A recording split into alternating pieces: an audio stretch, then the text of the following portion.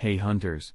Welcome back to Anime Fanfic Corner, the only place on YouTube dedicated exclusively to HxH audiobooks.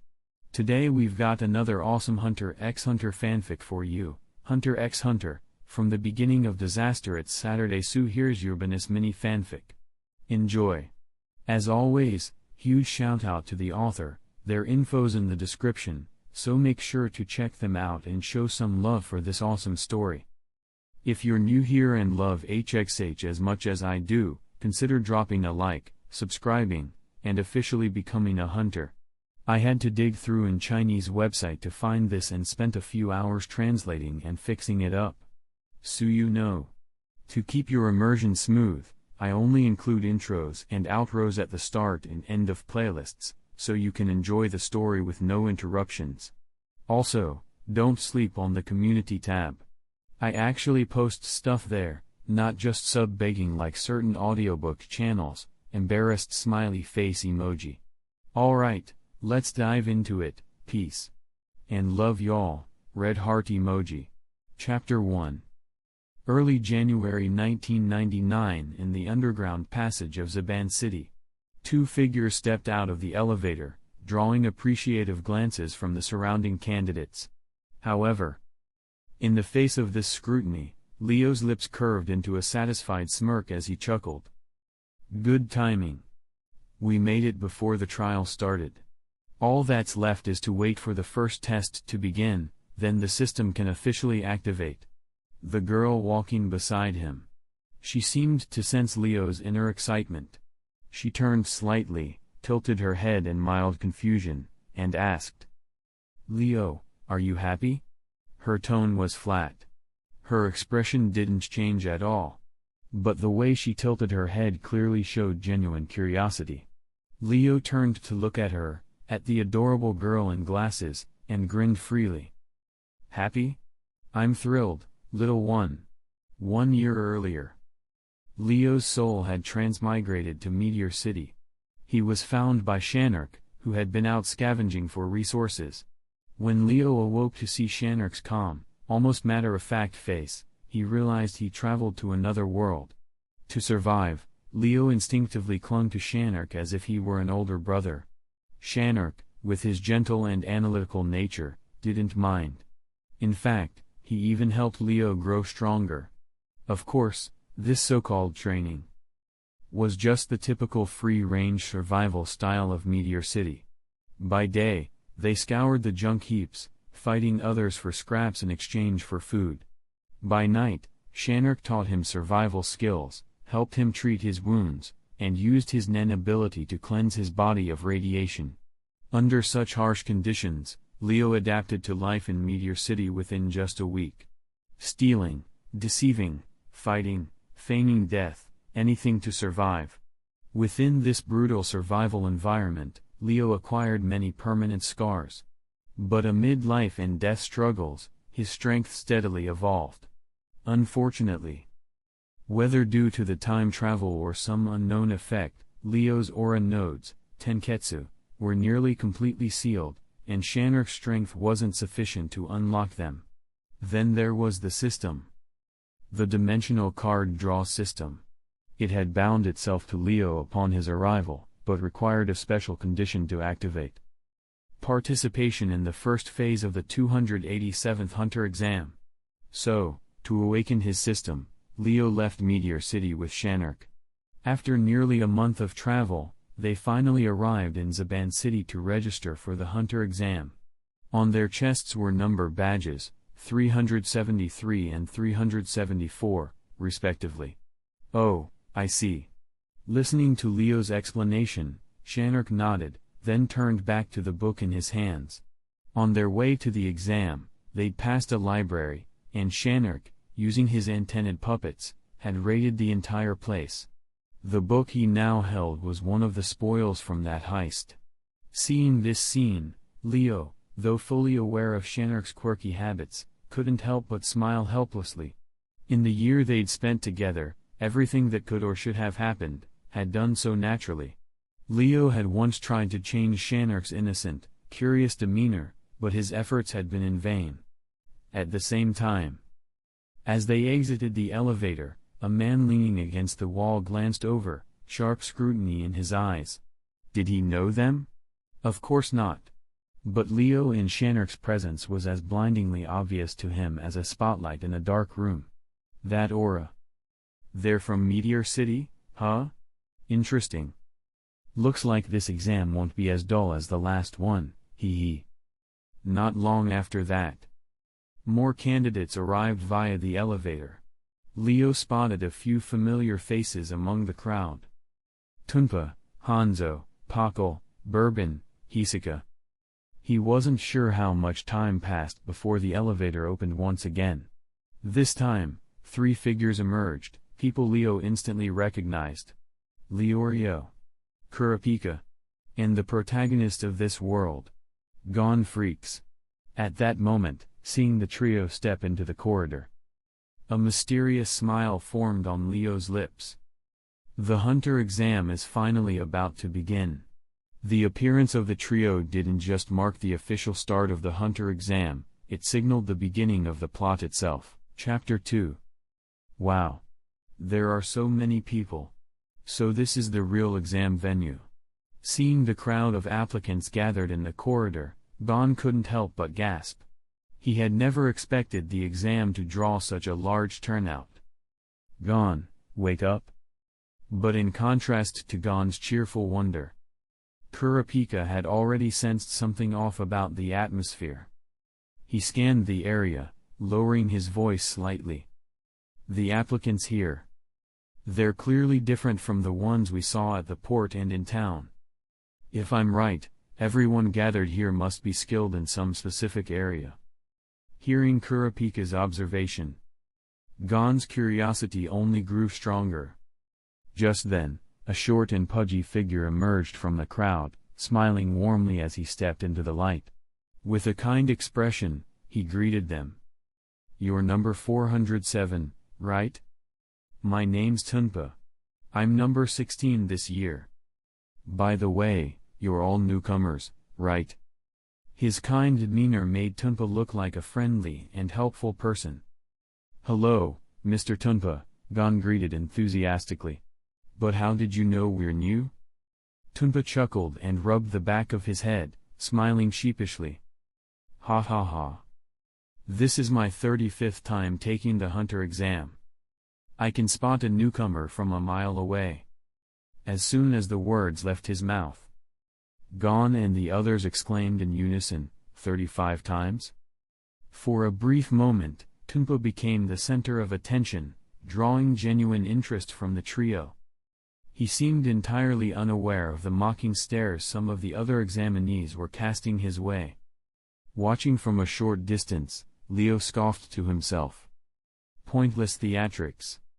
Wouldn't that energy be better spent on training? The minimum age to take the Hunter exam was 12. If Tunpa had participated 36 times, he had to be at least 48 years old. Yet instead of finding ways to grow or evolve, he had spent decades indulging in this twisted little hobby. What a waste of time. HxH. Suddenly, a blood-curdling scream tore through the corridor.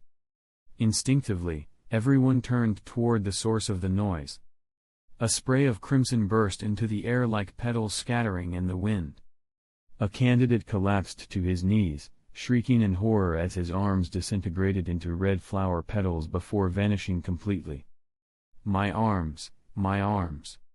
Standing beside him was HxH, smirking as he waved playfully at the crowd.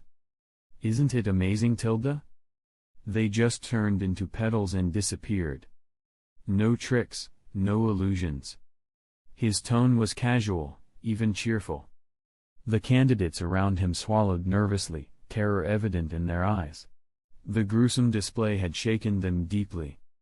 At the same time, HxH tilted his head slightly and addressed the now disabled examinee. Next time you bump into someone, try saying sorry. Despite the friendly tone, it was obvious to anyone watching that he was the one responsible. People instinctively distanced themselves from him, not wanting to provoke such a dangerous man. Shanark, too, had heard the scream. Lifting his head, he witnessed the surreal transformation of the arms into fluttering red petals. "So beautiful," he murmured. His eyes sparkled with wonder. Where others felt fear, Shanark was simply mesmerized by the sight. Unfortunately, there were only so many petals. The effect faded quickly, the transformation incomplete, and the disintegration stopped too soon. Shanark's shoulders slumped a little, his voice dropping in disappointment. "The petals are gone." Seeing this, Leo smiled and reached out to ruffle Shanark's hair comfortingly. "Perfect timing for the start of the hunter exam," he said. "Just a little appetizer." Feeling Leo's hand on his head, a soft blush colored Shanark's cheeks. He might have been a little odd, but he was still human, and still a bit shy at heart. Leo, slightly caught off guard by the reaction, looked away and responded quietly. "Yeah." A short distance away, a blonde girl happened to witness the exchange. Her hands paused mid-motion as she wiped down the barrel of her gun. A look of surprise flickered in her eyes as she took in the sight of what appeared to be a young couple. Still, despite their closeness, they didn't radiate the kind of overwhelming pressure typical of powerful Nen users. Maybe they were just normal people, she thought to herself. It was only a brief glance before she returned to cleaning her weapon. As a markswoman, keeping her firearms in pristine condition was a daily ritual. With the hunter exam ahead, she had to ensure they were all functioning perfectly. She didn't realize. Even that fleeting look hadn't gone unnoticed. Both Leo and Shanark had sensed the brief scrutiny. But realizing it came without hostility, they chose to ignore it. Ring. Ring. Ring. Suddenly, a sharp, shrill bell echoed through the corridor. Everyone instinctively turned to look in the direction of the sound. They saw a figure slowly descending from above, the alarm bell blaring in his hand. Floating down from the ceiling, he calmly surveyed the crowd and announced, "Registration is now officially closed." With those words, he touched down lightly on the floor. Now that he was closer, the examinees could see him more clearly. Short light purple hair, a curled beard, a flashy gentleman's suit. The only unsettling feature: he didn't have a mouth, which gave him a bizarre, uncanny appearance. After landing, he looked over the candidates and declared, "Apologies for the long wait. I'm Satots, examiner of the first phase of the hunter exam. And with that, let the test officially begin." The moment his words echoed through the corridor, a smirk crept onto Leo's lips, full of anticipation and amusement. Because just then, a series of cold, metallic voices echoed in his mind. Ding! Host has entered the 287th hunter exam. Activation conditions for the dimensional card drawing system have been met. System successfully activated. Welcome gift pack ×1 granted. Chapter 3. New member gift pack activating. Congratulations! You've received Thunder Fruit, side effect free version. The moment the notification sounded, a pineapple with strange, lightning-like patterns materialized in Leo's hand. Exclamation mark. What? Thunder Fruit? What's going on here? Leo stared at the pineapple, utterly dumbfounded. Seriously? This was a new member gift pack, and they just handed him a Thunder Fruit. That was insanely overpowered. Gulp. Leo swallowed hard. The pineapple-like fruit shimmered with an unnatural sheen, its etched patterns resembling arcs of electricity. No one in the hunter world would recognize it, but Leo certainly did. This was the Goro Goro no Mi, the Thunder Fruit from One Piece. And not just any fruit. In the One Piece universe, Logia-class devil fruits were the rarest and most powerful. They allowed the user to become an element, making them immune to physical attacks, and granted devastating powers. The Thunder Fruit was at the top of the Logia food chain. Its wielder could summon immense currents of electricity, move at the speed of lightning, and even use electromagnetic waves to extend their perception, essentially amplifying observation hockey. Enel had once used it to monitor all of Skypiea simultaneously for an extended time. If not for Oda nerfing him by introducing Luffy's rubber body, Enel would have been unstoppable. With that kind of range, speed, and power, even in the Grand Line, few could match it. Let alone here in the Hunter x Hunter world. The most absurd part? Thunder Fruit users could literally turn into lightning, bypassing physical attacks altogether. Leo had no doubt. Even here, this fruit's power would be off the charts. Still, shock aside, this was completely unexpected. He stared at the fruit in his hands, momentarily overwhelmed. Luckily, everyone's attention was focused on Satots, the examiner. Even Shanark hadn't noticed the sudden appearance of the pineapple in Leo's hands. Leo looked down at it, then muttered.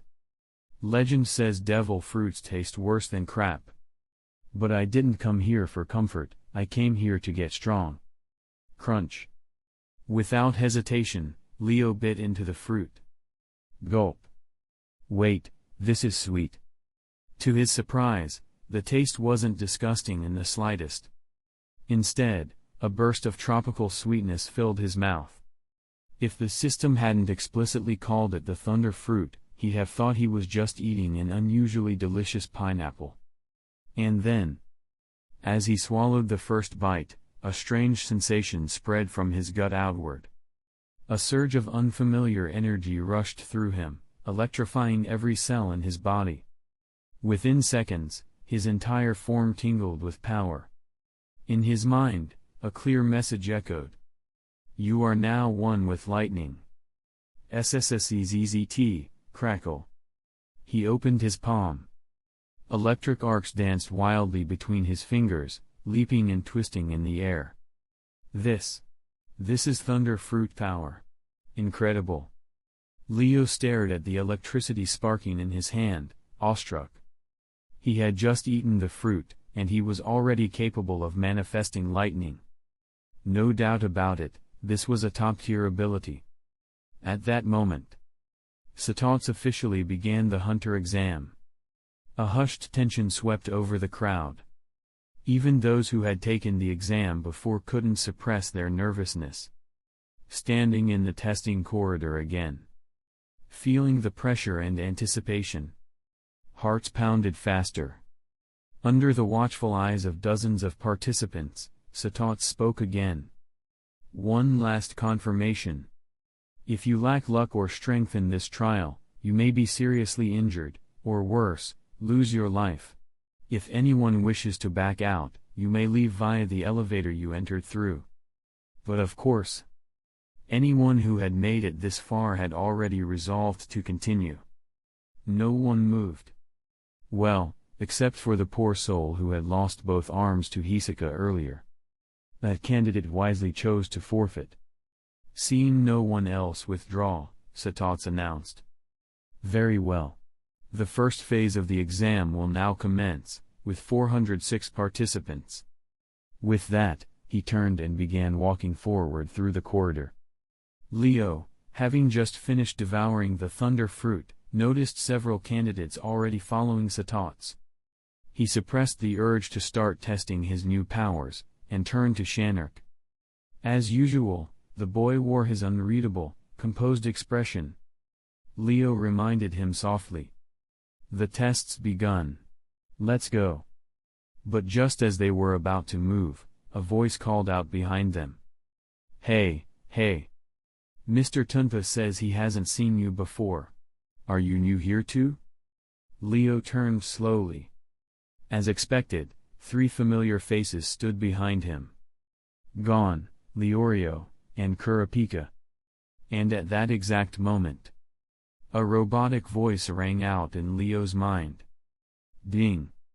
Mission triggered, get acquainted. Mission objective, make acquaintances with Gon freaks. Reward, 1 XD rank card draw opportunity.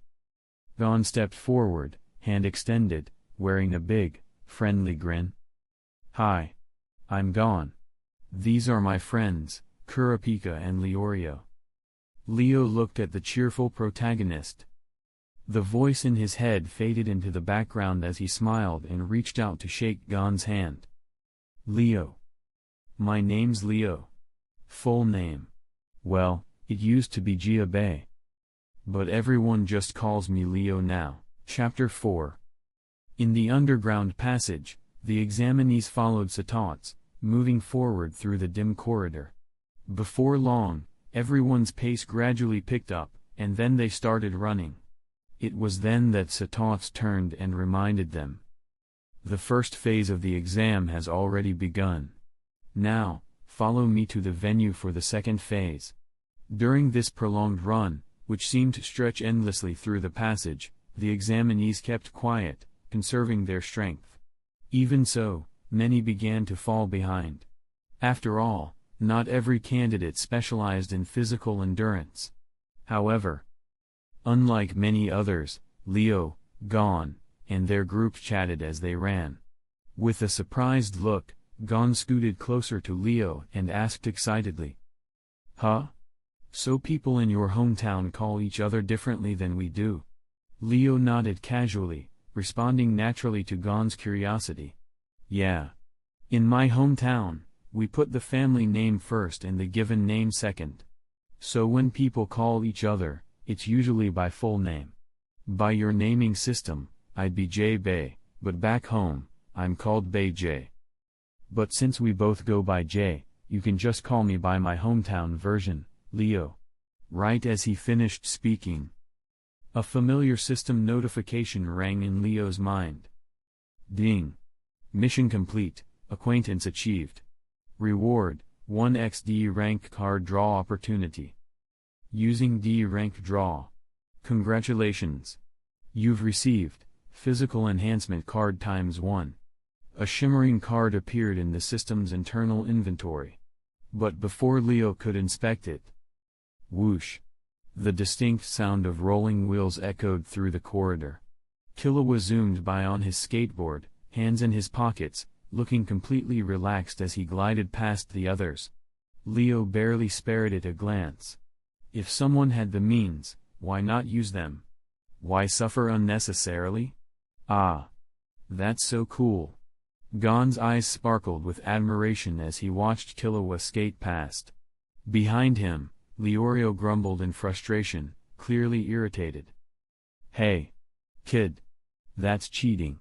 Killua heard him and turned slightly, responding with a calm, emotionless voice. Cheating? How exactly did I cheat? The detached tone only fueled Leorio's irritation. After running for so long, his patience was wearing thin. Seeing Killua so carefree was aggravating.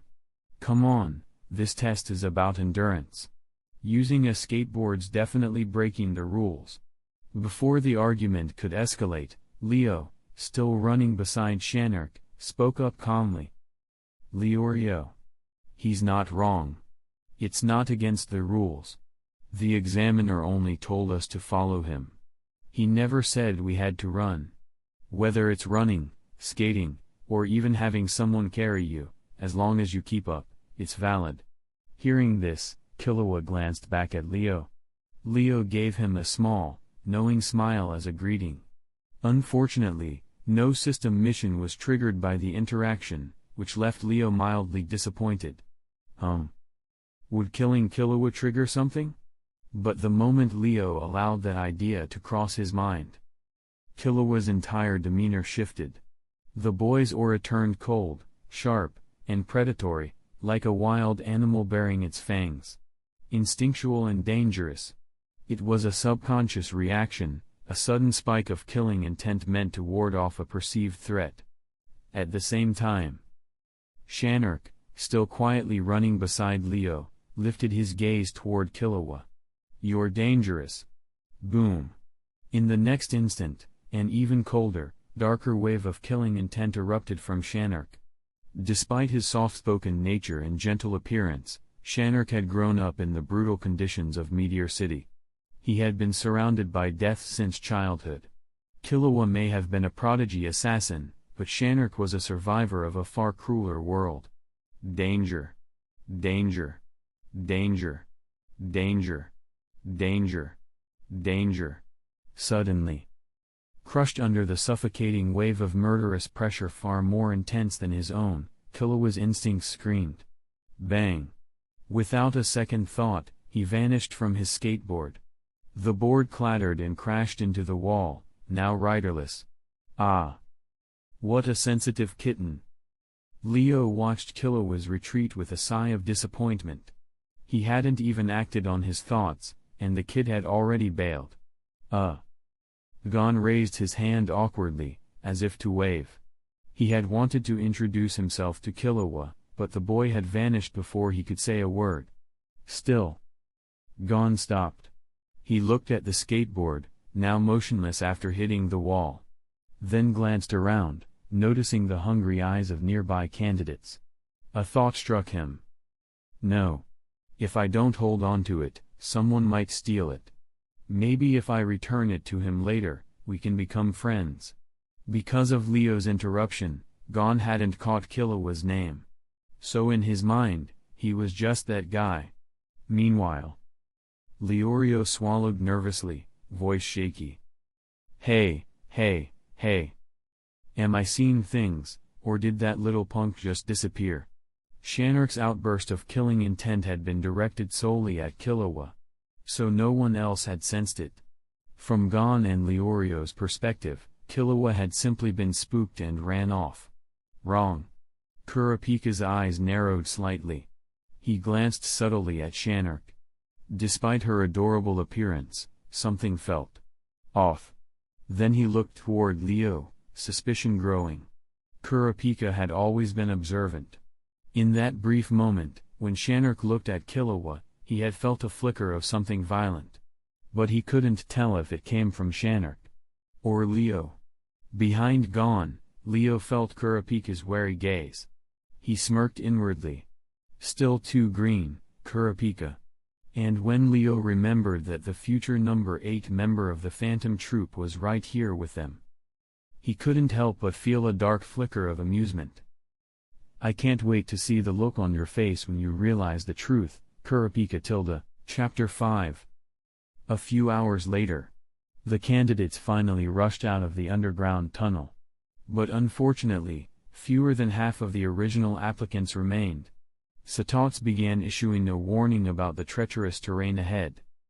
The Swindler's Swamp, commonly called the Trickster's Lair. To reach the second test site, we must cross these wetlands. The creatures here use deception to lure their prey before devouring them. Please follow me closely. If you fall for a trick, you'll die. At his ominous words, many candidates broke out in a cold sweat. But for the stronger examinees, the so-called Swindler's Swamp felt more like an amusement park than a death trap. At that moment, Leo, Shanark, and Gon were grouped together. Hearing Satots' warning, all three of them remained perfectly calm. Kurapika also appeared unfazed. Their composure triggered a wave of self-doubt in Leorio. I thought the hunter exam was going to be easy. But just judging by our physical strength alone, I can already feel the difference between me and the others. Can someone as weak and average as me really pass the exam and become a pro hunter? This scene wasn't lost on Leo and the others. But it was Leorio's personal battle to face. If he could overcome it, he'd grow stronger. If not, he'd remain where he was. At that moment, Shanark seemed to remember something. He slipped off his small backpack and pulled out a book. Rare Ingredients of the Extinct World. Shanark flipped through it, found a page, and handed the book to Leo. Leo, look at this. Leo took the book and read aloud from the page. Dragon Breath Cold Ox. Only found in the Swindler's Swamp. A rare ingredient prized by gourmet hunters, now under strict protection. It's said that only 5 still exist in the wild. It was a short entry, Leo finished reading in a few seconds. But he was confused. Shanark didn't strike him as the kind of person obsessed with gourmet food. Why this sudden interest? Sensing Leo's puzzled look, Shanark spoke softly. The book says its meat boosts physical strength. Oh? Physical enhancement? Leo's eyes lit up. That definitely piqued his interest. It wasn't just that it could improve physical attributes, even gourmet hunters were fighting over it, which made it far more intriguing. Suddenly, a sharp voice rang out nearby. Don't be fooled. Everyone instinctively turned toward the sound. A man, covered in cuts and bruises, stumbled out of the tunnel dragging some strange creature behind him. His voice was filled with urgency and rage. That guy's lying. He's a fake, I'm the real examiner. The candidates, already exhausted and mentally drained, froze on the spot. Their eyes flicked back and forth between the bloodied man and HxH. He hadn't said it outright, but doubt quickly spread among the crowd. After all, HxH's strange movements had been questionable. Then the injured man raised the creature he had dragged with him. Look at this. Everyone stared at the unknown creature, and gasped. No way. He looks just like the examiner. This isn't just a resemblance, they're identical. Shock filled the air. The creature the man was holding looked exactly like HxH. Same face. Same beard. Same hairstyle. Same suit. The only difference was its body, it was vaguely simian. If not for its ape-like frame, most of the candidates would have mistaken it for HxH himself. Seeing the shock on everyone's faces, the man continued. This is a mimic beast native to the Swindler's Swamp. They feed on fresh human flesh. But their limbs are long and weak, so they use deception to catch prey. Boom. He didn't even finish his sentence. A bolt of lightning suddenly ripped through the air, and pierced straight through his skull. The blast continued past him, crackling into the distance before disappearing into the trees. One moment the man had been speaking, the next, there was a smoldering hole through his head, blood still dripping as his body crumpled. At the same time, Leo lowered his extended index finger, electricity still crackling at the tip. A satisfied smile spread across his face. Not bad. Ever since eating the thunder fruit, Leo had been itching to test its power. But stuck in the tunnel with Gon and the others, he hadn't had a proper chance. When the mimic ape showed up, he wasn't going to let Hisoka or anyone else take his opportunity. He had concentrated lightning at his fingertip, then released it in a single, focused shot. It had pierced the creature cleanly and instantly. Only one problem. It was his first attempt. He couldn't fully control the output, so the blast went through the skull and kept going. It's hard to get it right on the first try. I'll need more practice to master it. Farther away. Another mimic ape, previously pretending to be dead, suddenly realized its partner had been killed. Panicking, it stood up and tried to flee. But just as it took its first step, zap! Another bolt of lightning struck. The creature dropped instantly, lifeless. Moments later, a group of vultures descended, landing around the two corpses and beginning to feast. The examinees, who had moments earlier been confused and doubtful, could only gape in shock. Their eyes turned toward Leo, then to the apes' bodies being devoured nearby. Gulp. What just happened? That was lightning, right? I'm not imagining things?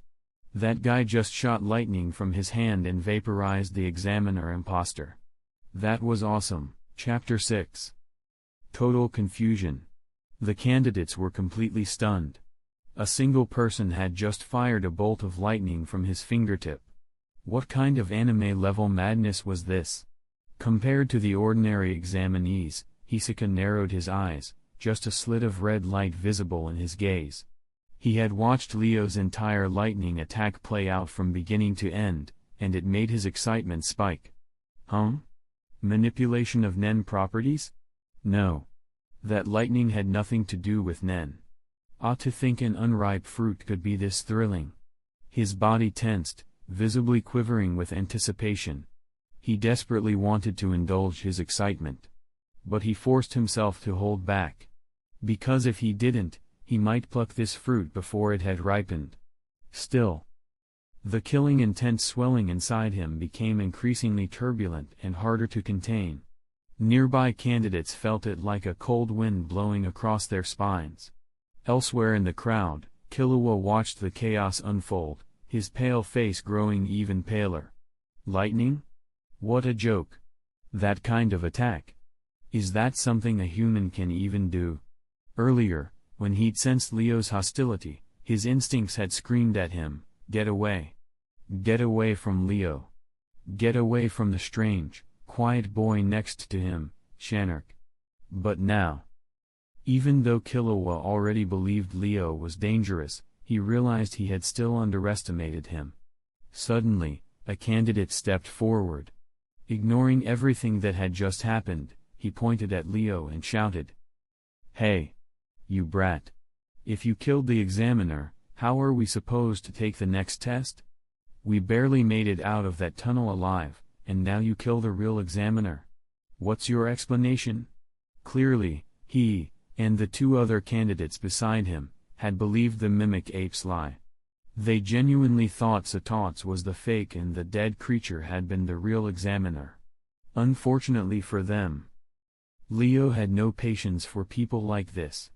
The corner of his mouth curled into a smirk. Without hesitation, he casually raised his hand. Several arcs of lightning shot out, piercing directly through the skulls of all three. Thud. Thud. Thud. The three bodies collapsed in a heap. Gasps filled the air. Candidates looked on in disbelief, too stunned to speak. They hadn't expected Leo to attack so suddenly, let alone kill them without a word. No hesitation. No mercy. Just execution. Leo glanced at the corpses with contempt before turning towards HxH, flashing a cheerful smile. "I killed the examiner? Mr. HxH is standing right there. How could I have killed him?" At his words, every candidate instinctively turned to look at HxH. The real examiner was, in fact, still there. However, HxH was staring at his own palm. His usually calm gaze showed the faintest trace of disbelief. "That lightning. It pierced through my aura." When Leo had killed the three candidates, one of them happened to be standing at an angle that caused the lightning to veer towards HxH. He had reacted swiftly, reinforcing his palm with Nen to block it. But the bolt had been so fast that even he couldn't fully deflect it. Most of the impact was absorbed by his aura. But a fraction still broke through and scorched his hand. Even for an experienced hunter and proctor, this shocked him. A teenage candidate, still in his youth, had managed to injure him with a single attack. At that age. With that power. If he joined the Hunter Association, he'd be a prodigy on the level of the Zodiacs. Still, HxH remained focused. This was still the Hunter exam. The examinees were watching. So he stepped forward and spoke calmly. "Candidate number 373. Due to the unique circumstances earlier, I will overlook your strike against me. However, from this point on, any act of aggression, under any circumstances, directed at an examiner, will be considered a direct assault and result in immediate disqualification." His tone was soft, but his words were firm. The candidates finally realized what had happened. Leo had not only struck down the mimic ape, but had accidentally injured the real examiner. However, the ape was now being eaten by vultures. HxH was still standing. There was no longer any doubt as to who was real. Leo, unfazed by the warning, offered a casual shrug. "You know, to even be an examiner for the hunter exam, you need a genuine hunter license. Any pro-level hunter should have had no trouble blocking that attack. Besides, I helped you clean up a few disrespectful candidates. Seems like a fair trade, don't you think?" HxH looked at Leo for a long second. Then, silently, he walked toward the vulture-covered corpses. He turned to address the group one last time. "In the Swindler's Swamp, trickery that risks your life happens at all hours of the day and night. Stay sharp. Because if you're deceived here, you die. Having fulfilled his responsibility to warn them, HxH turned and resumed the test. He stepped into the swamp's mists without another word. The candidates followed. But this time, many gave Leo a wide berth. There was no discussion. No coordination. But it was clear. They had just watched Leo casually take 3 lives, with a smile on his face. Behind that handsome exterior lurked something cold, ruthless, and lethal. To them, Leo now seemed just as dangerous as that creepy magician, HxH. Chapter 7. Shamel Wetlands. HxH led the group toward the site of the second exam. Leo, Shanark, and others followed closely behind, moving as part of the second wave to avoid falling too far back. Gon had a conflicted look on his face. He stared at Leo's back, clearly wanting to say something, but the words just wouldn't come out. His expression, hesitant and soft, caught Leo's attention immediately. Leo could tell what he was thinking. It was obvious Gon still hadn't moved on from what happened earlier. Leo clicked his tongue, unimpressed. Was this kid really about to get sentimental over a bunch of random strangers? With a cold scoff, Leo came to a halt and turned to Gon with an unreadable expression. Gon, it's better if we part ways for the next phase of the exam. Without waiting for a response, Leo turned and walked away with Shanark beside him. To be honest, Leo and Gon were never the same type of person. Leo was born and raised in Meteor City. Murder, theft, and violence were daily occurrences. He'd only stuck with Gon out of curiosity, wondering if the heroic, hopeful kid acted the same as he did in the anime. And now? There was no longer any mystery. Gon's innocence, his bleeding heart, was exactly the same. Leo found it nauseating. Leaving now actually felt like a relief. At least this way, he wouldn't have to deal with any more of that sickening idealism. Meanwhile, as Leo and Shanark disappeared into the mist, Gon stood frozen, unsure what to feel. His expression was a mix of confusion and disappointment. Leo's gone. He didn't say much, but it felt like I did something wrong. He had wanted to talk to Leo. He wanted to tell him that killing recklessly was wrong. That there were better ways. But Leo had walked away before he could even speak. That kindness Gon carried in his heart, and the sudden loss of a friend, left the 12-year-old completely lost. Leorio and Kurapika, standing nearby, could tell what Gon was feeling. They had spent enough time together by now to understand him. Leorio, however, wasn't good with words and didn't know how to comfort him. Kurapika, on the other hand, quietly let out a breath of relief. He glanced in the direction Leo had gone and said calmly, "Gon. Don't let it get to you. Leo was never like us." His lips pressed together, eyes narrowing slightly. He recalled the malice he'd sensed in the underground tunnel.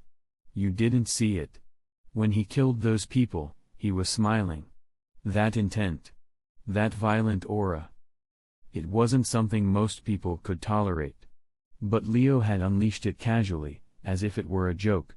That kind of cold, casual murder. It reminded Kurapika of the spiders.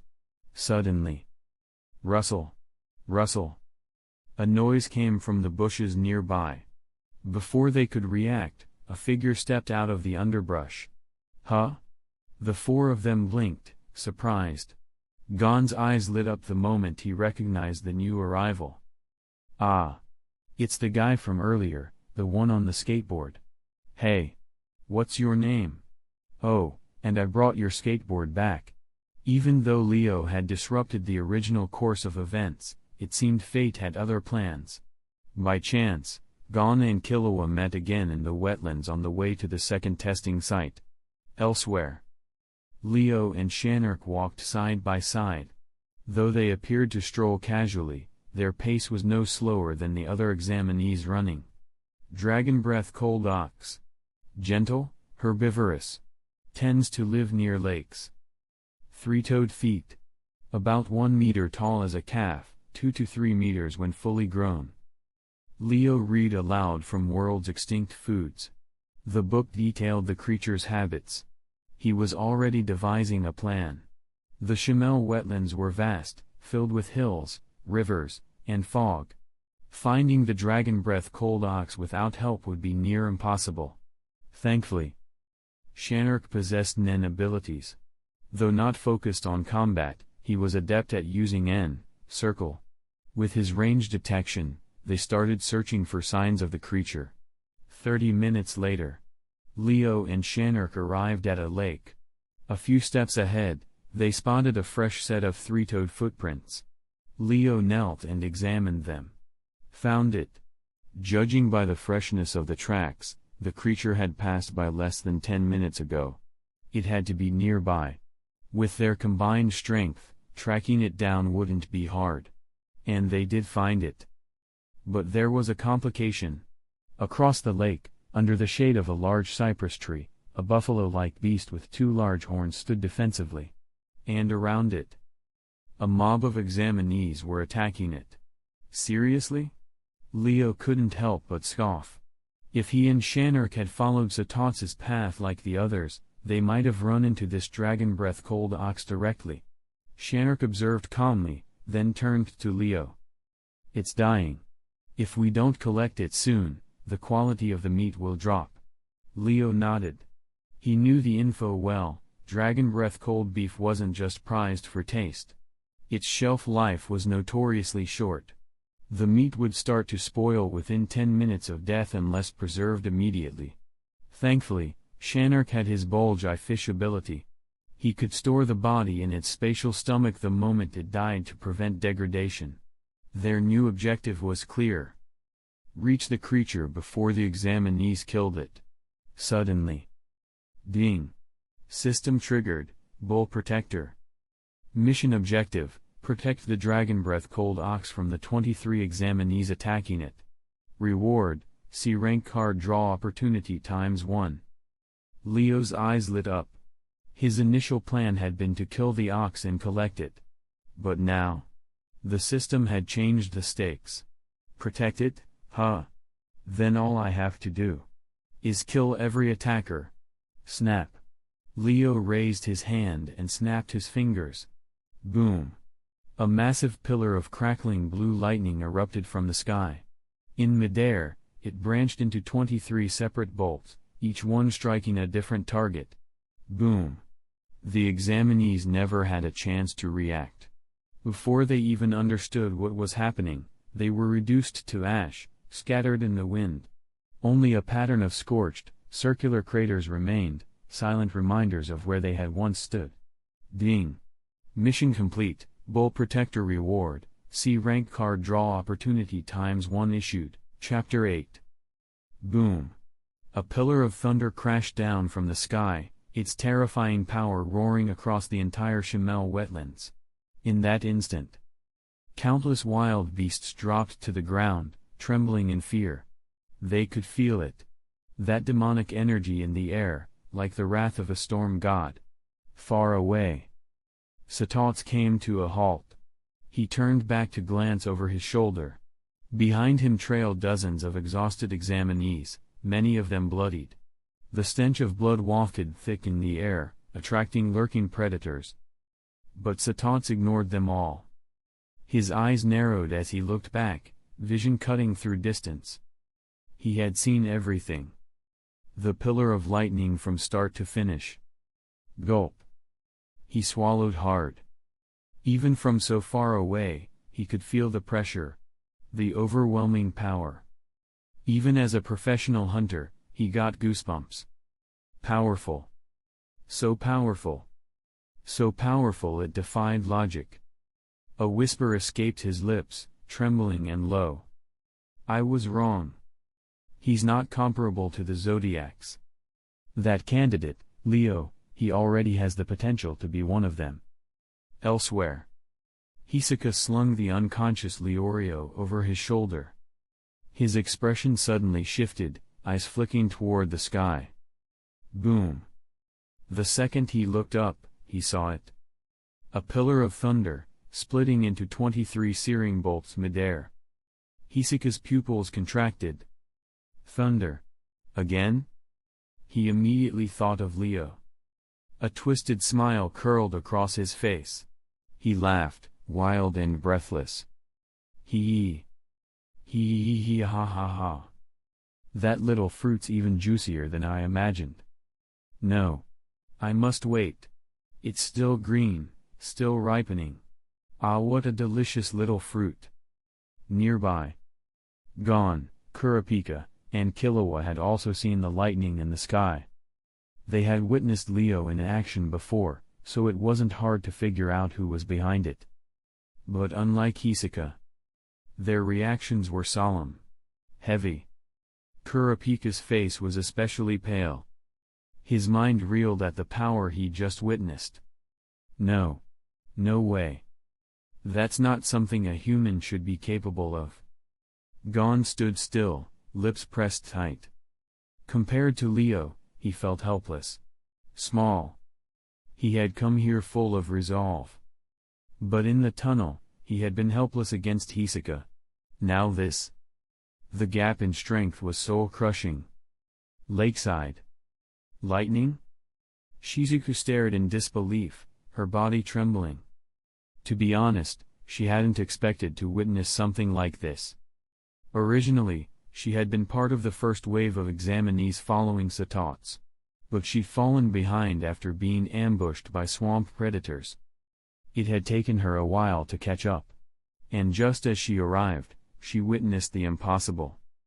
Still stunned, Shizuku didn't notice the two figures appearing nearby.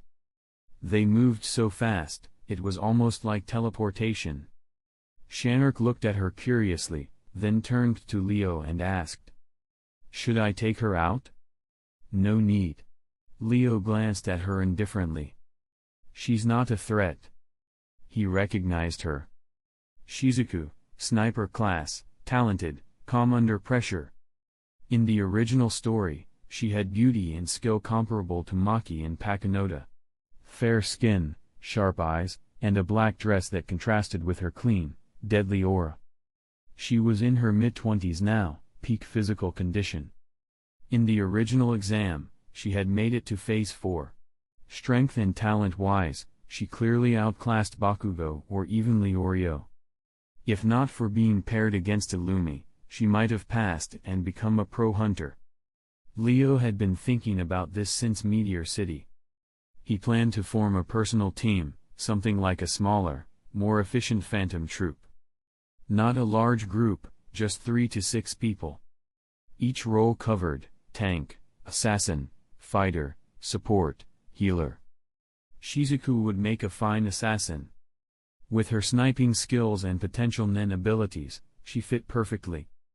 Leo's gaze lingered on her thoughtfully, a hint of admiration in his eyes. But Shizuku misread the look. Her face paled, assuming she was about to be targeted. Before she could react, Leo's attention shifted back to the Dragon Breath Cold Ox. "Let's finish this quickly before the second exam starts." Boom! A flash of lightning burst from Leo's fingertip. It shot forward and pierced cleanly through the skull of the weakened Cold Ox. The massive beast collapsed with a heavy thud.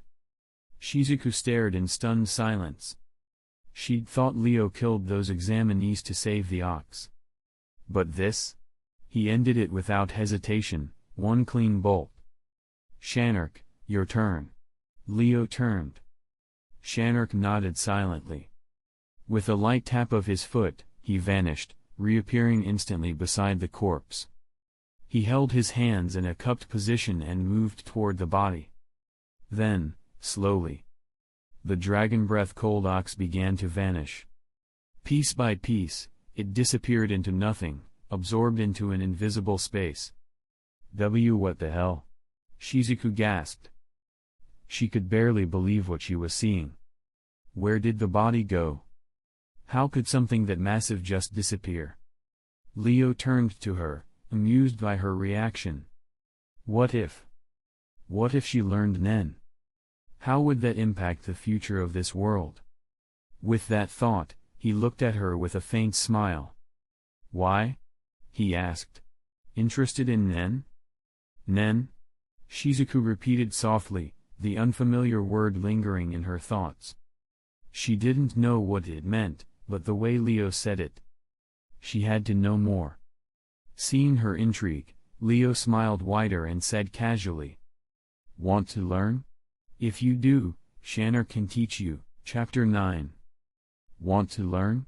If you do, I'll have Shanner teach you. Leo's voice was calm and direct. Shizuku's eyes lit up instantly. As a sniper, she knew better than anyone, in this world, strength was everything.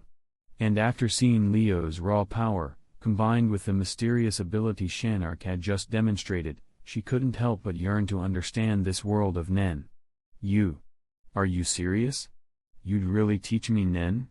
Her voice trembled slightly, full of excitement. But she wasn't naive. She knew there was no such thing as a free lunch. Recalling the way Leo had looked at her earlier, her cheeks flushed slightly. Even so, it was an opportunity too good to pass up. She closed her eyes, clearly ready to sacrifice something. Leo raised an eyebrow and let out a chuckle. Relax. I'm not exactly a good guy. But I'm not that kind of person either. In the anime, Shizuku had always come across as cold and emotionless. But this moment was surprisingly human. Just then, Shanner approached them after storing the ox's body in his bulge-eye fish. He happened to overhear the conversation and nodded seriously. Yeah. Leo's not like that. But, if giving something up makes you feel more at ease, I won't stop you from trying. To people from Meteor City, power was everything. As long as you had the ability, you were always in the right. So Shanner didn't care about there being another woman around Leo. And it was this same mindset that made him completely unbothered by Leo's lightning powers. To them, it just meant Leo was stronger. Hearing Shanner's blunt words, even Shizuku, usually composed, couldn't help but blush. I understand. She realized now she completely misunderstood their intentions. Neither Leo nor Shanner cared about payment. So she quietly let the subject drop. Leo didn't dwell on it. There were more pressing matters. Nen isn't something I can explain quickly, he said. I'll fill you in during the next phase when there's time. Shizuku nodded without hesitation. Just the promise of learning Nen was enough. She understood the urgency and replied simply, "Got it." Then she reached into her jacket and pulled out a cell phone. After a few quick taps, she brought up a tracking interface and explained. This is Dongba's location. He has decent survival skills and a lot of experience in the hunter exam. Just in case, I put a tracker on him. When I got separated earlier, I saw him tailing the examiner.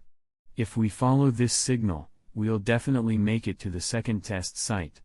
Leo looked at her, slightly impressed. She had good instincts. Dongba had participated in the hunter exam dozens of times. While he never passed, he'd mastered the early stages. He was the perfect person to track. Then let's use it. Leo nodded, leading the way.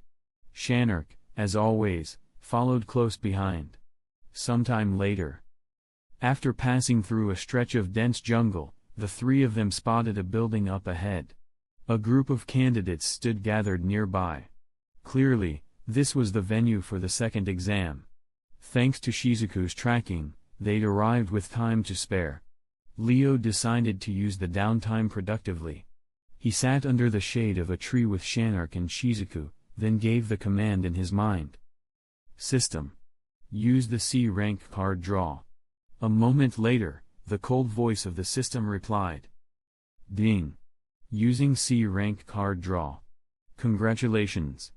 You've received, Bloodline Limit, Sharingan, Single Tomoe.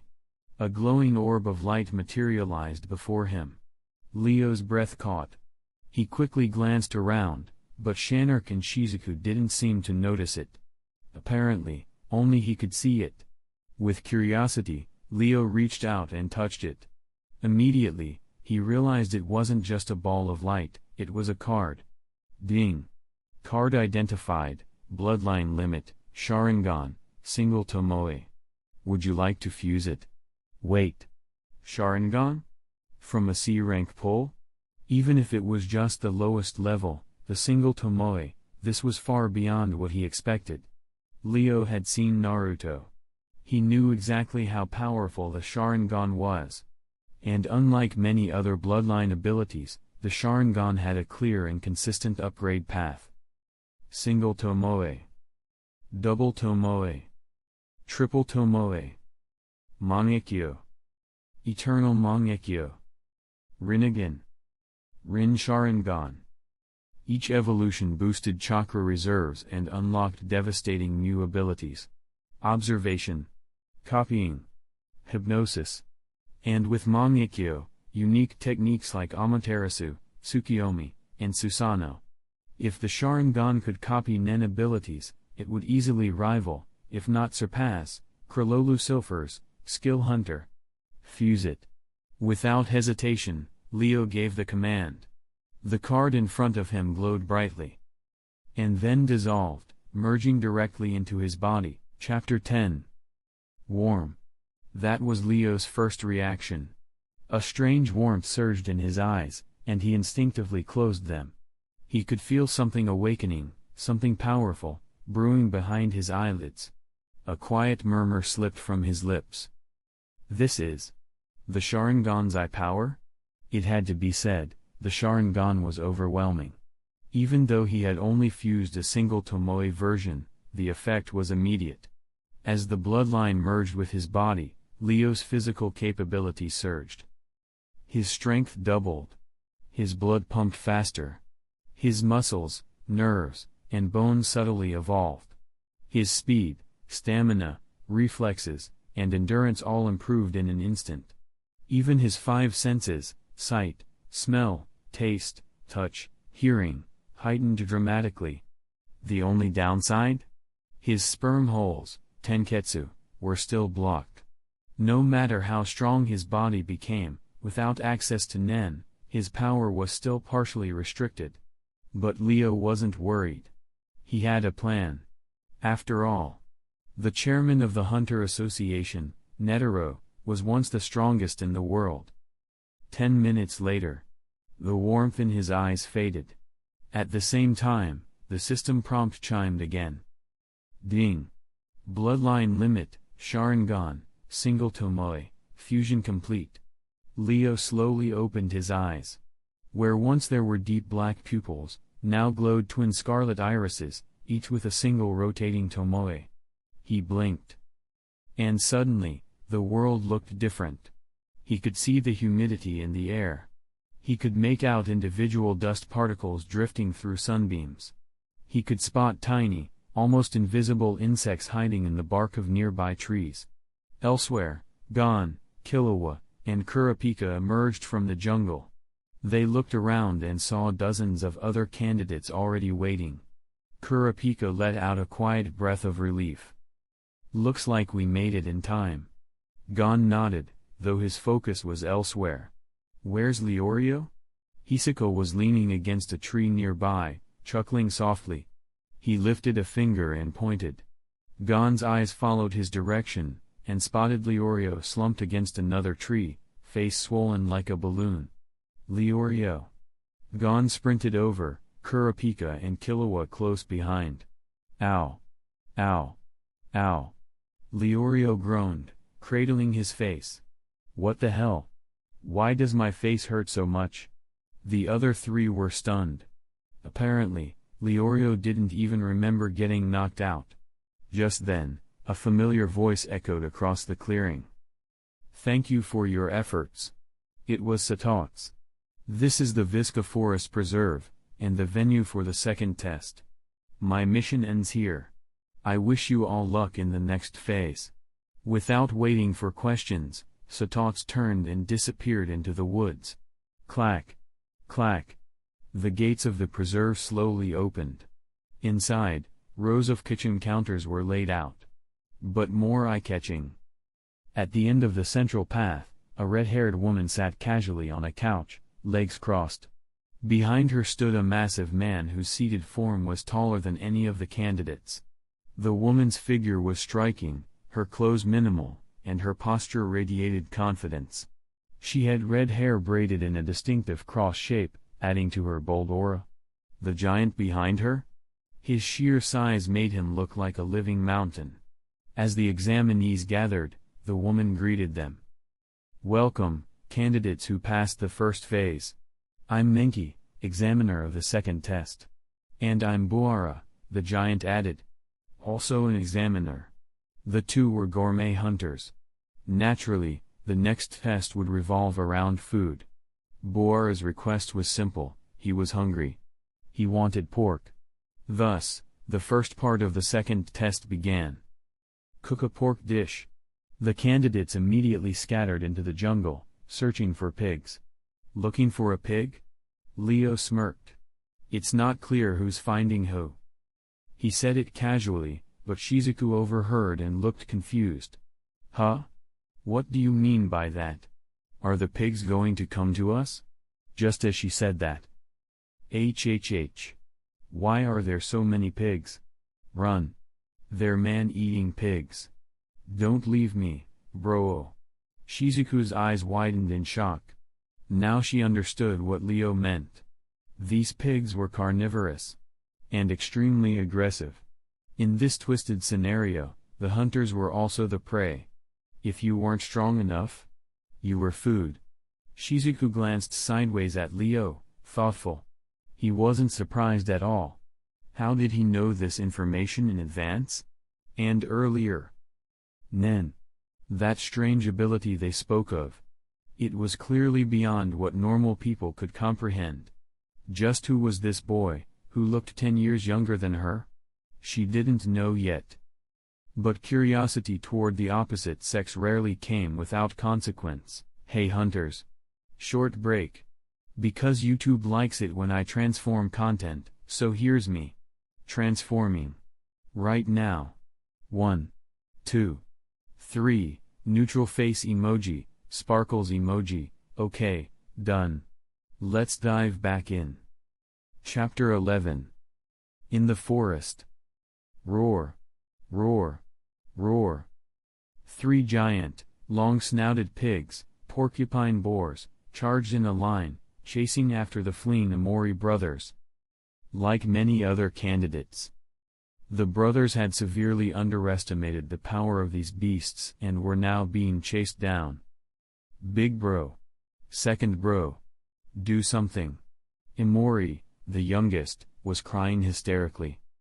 He had just watched another examinee get mauled to death, ripped apart by the porcupine boar after a failed attack.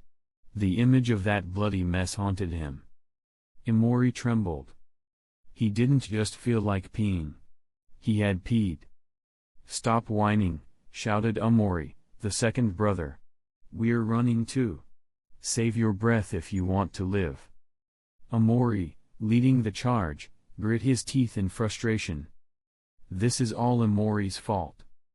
If that little coward hadn't screwed up, the 3 of them wouldn't be in this mess. He opened his mouth to yell. But suddenly, he spotted something ahead. 3 figures. His eyes lit up. He spun around and shouted. "There are people ahead. Here's the plan, we run straight toward them, then split up. Once we scatter, the pigs will chase someone else." Hearing their brother's scheme, Amori and Amori exchanged a glance. Their eyes darkening with calculation. "Got it. We'll follow your lead. ×2. Meanwhile, Leo, Shanark, and Shizuku had just exited the testing area and entered the woods. Since the porcupine boars had started attacking candidates on their own, there was no longer any need to track them manually. But suddenly, Shanark stopped walking. He looked toward the trees and said, calmly, "Someone's coming." Leo nodded. 6 auras. All hostile. Shizuku's eyes widened in amazement. Is this the power of Nen? Just moments ago, she hadn't sensed a thing. Yet these two already had a full read on the enemy's presence and number. It felt unreal. She didn't know it yet. But while Shanark had used N to detect the threat, Leo had sensed it purely through electromagnetic waves, a perk of the thunder fruit. Boom. Boom. Boom. The ground trembled violently. A rising cloud of dust signaled something large, and fast, approaching. Leo narrowed his eyes, his new Sharingan glowing faintly. He spotted the three figures leading the charge and sneered. "Oh. These clowns." "Clowns?" Shizuku asked, confused. She searched her memory and gasped as recognition hit. "Wait. Are those the Amori brothers?" Before Leo could answer, a desperate voice echoed through the forest. "Help! Help us! Hey! You three! Save us!" Charging straight toward them, the Amori brothers waved frantically. Behind them, three massive porcupine boars thundered forward, jaws wide. Shizuku's expression soured. "It is them. And they're using us as bait." It was shameless. Disgusting. Leo stared at them flatly. Do they seriously think they can dump their problem on us? Shanark, standing nearby, remained silent but focused. Anyone unfamiliar with him would be fooled by his quiet demeanor. But Leo had already killed 2 mimic apes and 3 examinees without batting an eye. The Amori brothers should have known better. Leo's eyes flashed. In Meteor City, survival meant one thing. Eliminate anyone who threatens you. Mercy? That was for the weak. He raised his right hand, index finger pointed. His lips curled into a smirk. SCZZT, SCZZT, SCZZT. In an instant, 3 massive bolts of lightning erupted from his fingertips, blasting forward like divine judgment. The forest lit up with blinding blue flashes. Crack. Each bolt struck true. 3 heads vaporized. The Amori brothers never even had time to scream. Their corpses dropped in sync. And the bolts kept going, striking the porcupine boars chasing behind them. BZZZT. Electricity surged through the boars' bodies, frying their brains instantly. Thump. Thump. Thump. The beasts stiffened, collapsed, and skidded across the ground. Dead before they even hit the dirt. Leo lowered his hand. A wry smile tugged at his lips. What a shame. If they hadn't messed with me, they could have lived a little longer. In the original plot, the Amori brothers had failed the 287th Hunter exam, but returned in the 288th, only to be casually defeated by Killua. Now, they wouldn't be returning at all. Leo had long since shed any attachment to canon. After surviving a year in Meteor City, he no longer remembered what mercy even looked like. After the dust settled, Leo walked toward the dead porcupine boars. Shizuku and Shanark followed. Leo chuckled. 3 pigs. 3 of us. Perfect. They had left the testing site to track down pigs for the cooking challenge. And now? The pigs had come to them. Talk about good fortune, Chapter 12. Although the porcupine boars were difficult to deal with, they had one critical weakness, the head. Gon was the first to discover this vulnerability. The other examinees quickly followed suit, turning the tide of the hunt. In the blink of an eye, the roles of hunter and prey reversed. The surviving candidates returned to the park, dragging their kills behind them. They began cooking on the kitchen stations provided in the courtyard. Of course, cooking was a generous term. Nearly all of them opted for the simplest route, roast pork. Only a few dared to try other methods, Leo, Shanark, and Shizuku among them. To Leo, the test required a pork-based dish, not necessarily a full roast pig. So, removing and preparing a specific cut of pork, that still followed the rules. He shared this idea with Shanark and Shizuku, who agreed it made sense and decided to try it.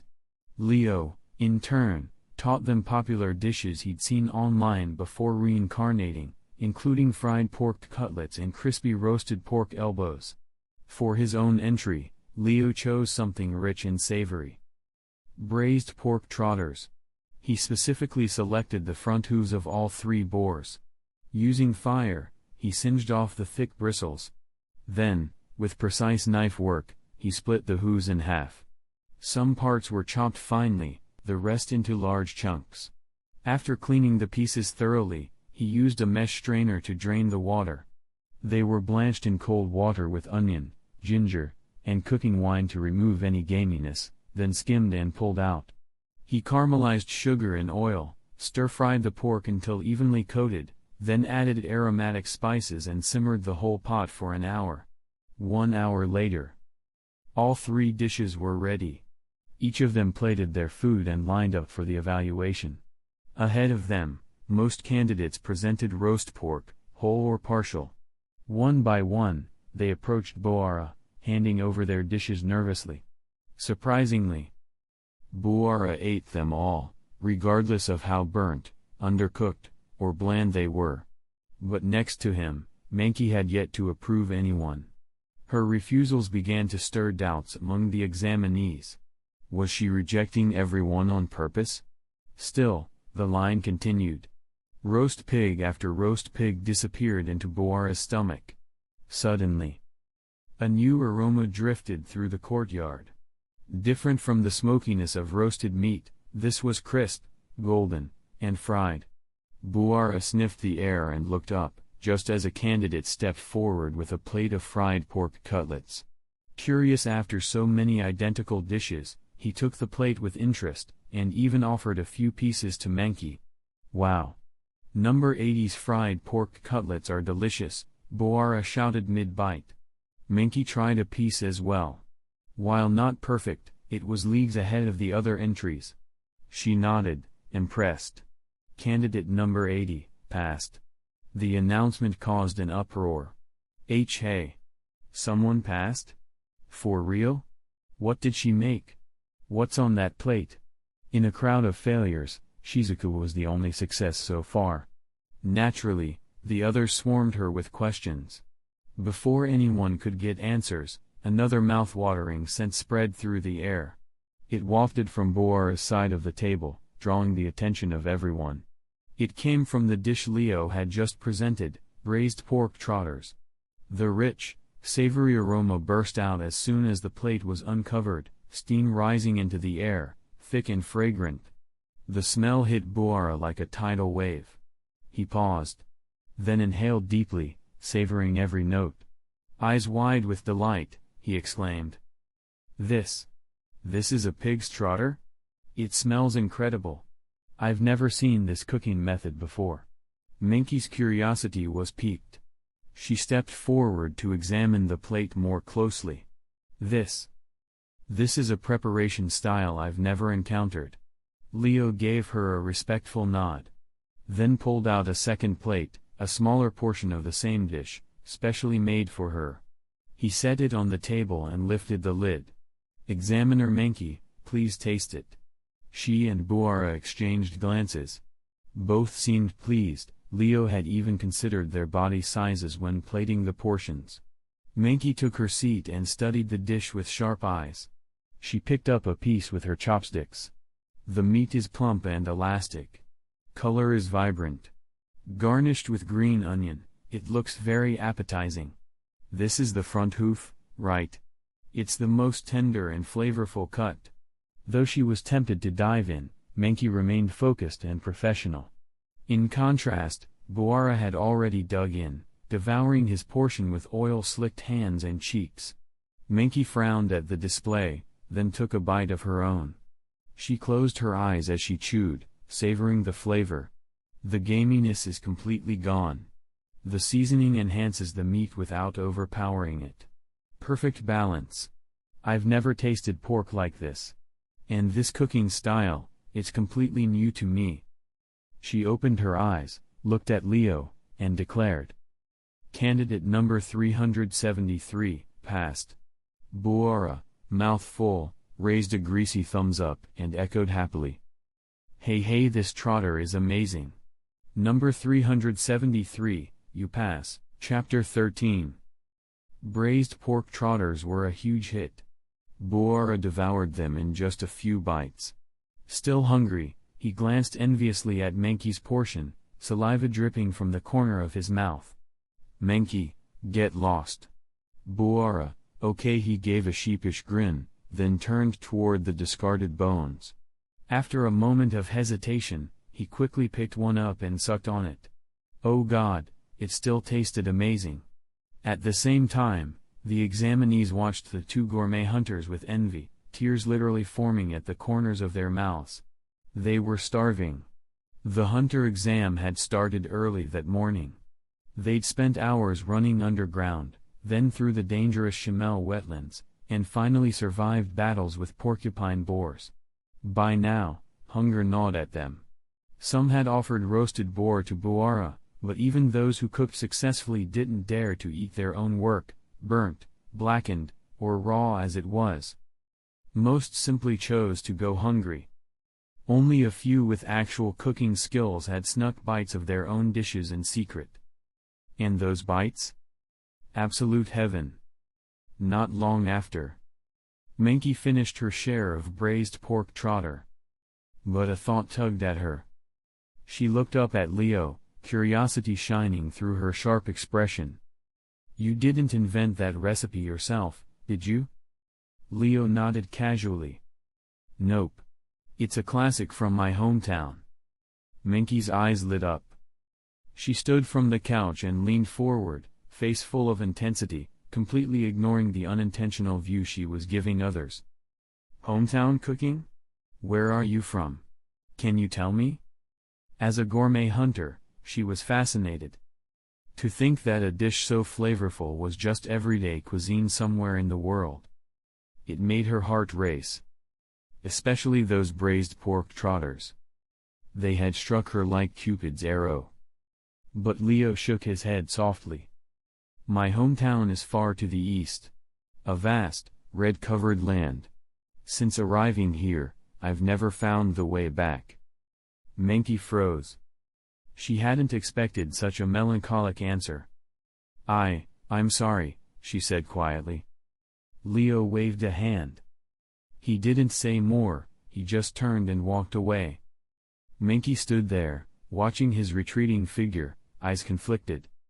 Was she mourning the fact that he could never return home? Or mourning the fact that she might never taste that dish again? Maybe both. With Leo's test complete, it was now Shanark's turn. Though his cooking couldn't compare to Leo's, the crispy pork elbow he made had its own charm. Both Buara and Menki approved. At this point, Leo, number 373, Shanark, number 374, and Shizuku, number 80, had officially passed the second phase of the exam. Seeing the three of them succeed, the other candidates' eyes lit up.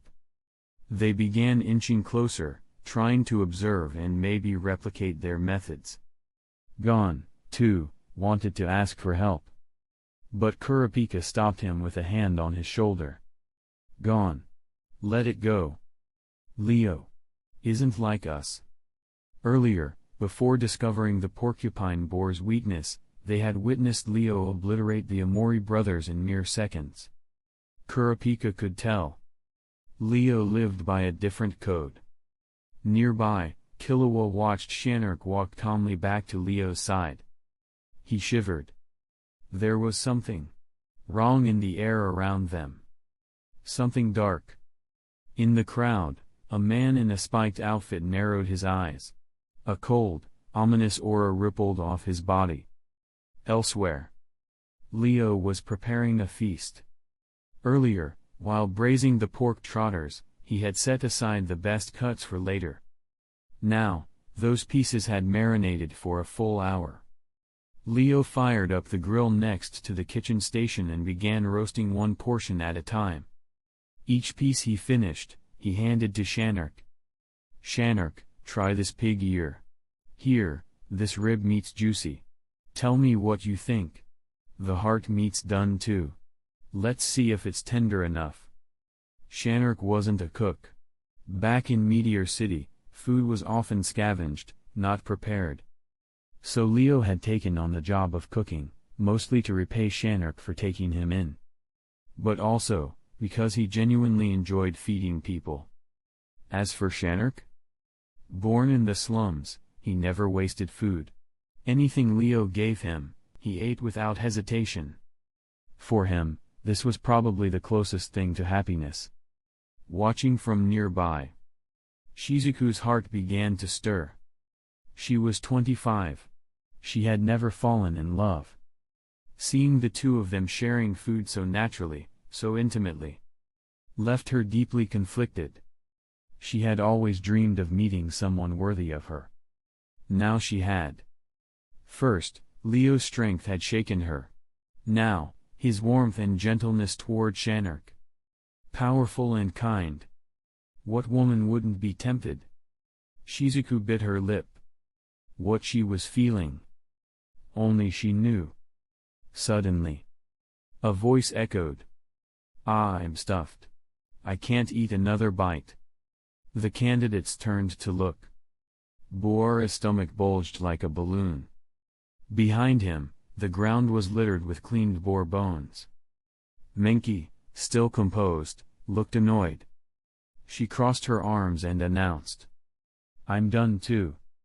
Therefore, only candidates number 80, number 373, and number 374 passed this phase. The second test is over. That long, deliberate over. Hit like a hammer. Everyone, except Leo, Shanark, and Shizuku, stood frozen. Disbelief. Frustration. Anger. All of it spread like wildfire. What? It's over? Just like that? Only 3 passed? No way, don't screw with us. There's no way this is really the end of our hunter exam. We won't accept this result. Chapter 14. Up in the tree outside the park, Satots narrowed his eyes at the scene below, murmuring to himself. Only 3 passed? I expected it. But it's still a bit surprising. Below, the candidates were starting to riot. This is ridiculous. A burly wrestler named Takuto stormed toward Menki, roaring. I won't accept this ending. But the moment he moved. Wham! Before he could reach Menki, Boara stepped forward and slapped him away like a fly. Takuto flew dozens of meters, spinning midair like a rag doll. Swoosh, bang. He smashed into the spire at the park entrance, over 10 meters high, before collapsing in a heap. The candidates froze. Mouths open. Eyes wide. Holy crap. Isn't he supposed to be a gourmet hunter? Why is he this strong? That's not normal. Leaning against the kitchen counter, arms folded, Leo narrowed his eyes at the display. Interesting. He's huge, but his reaction time is faster than even Menki's. Looks like even gourmet hunters can't be underestimated once they've earned a license. Menki frowned as Takuto hit the ground. She muttered irritably. Boara. You're meddling. Boara shrugged. If I hadn't stepped in, wouldn't you have killed him? Menki cracked a smile. Yeah. Probably. She stood up, several knives in hand, and stepped in front of the candidates. Her voice was calm but firm. Just so we're clear. We gourmet hunters often venture into the lairs of wild beasts for ingredients. That means life or death battles are part of our profession. Even if we prefer cooking, we still master martial arts. So don't assume gourmet hunters are any weaker than bounty hunters. She tossed the knives in the air. They spun, danced, and sliced through space like streaks of silver light. The display was mesmerizing, far more precise than any stage performance. As for this test, it wasn't just about taste. I was testing your focus, and whether you had the courage to innovate. And all of you chose to roast the pig. Click click click. Menki caught each knife cleanly, then pointed one at the crowd. You ignored every other tool available at the kitchen counter. So my judgment is simple. None of you showed the creativity or adaptability needed to be a hunter. You failed. The words fell heavy. Silence swept across the candidates. Even those who had stayed quiet now clenched their fists, expressions grim. They had all come here dreaming of becoming licensed hunters. To be disqualified, just like that, was a bitter pill to swallow. Even Hisoka's expression shifted slightly. Somehow, he had already pulled out his cards, ready to act if things escalated. But then, a calm voice echoed from the sky above. Even so.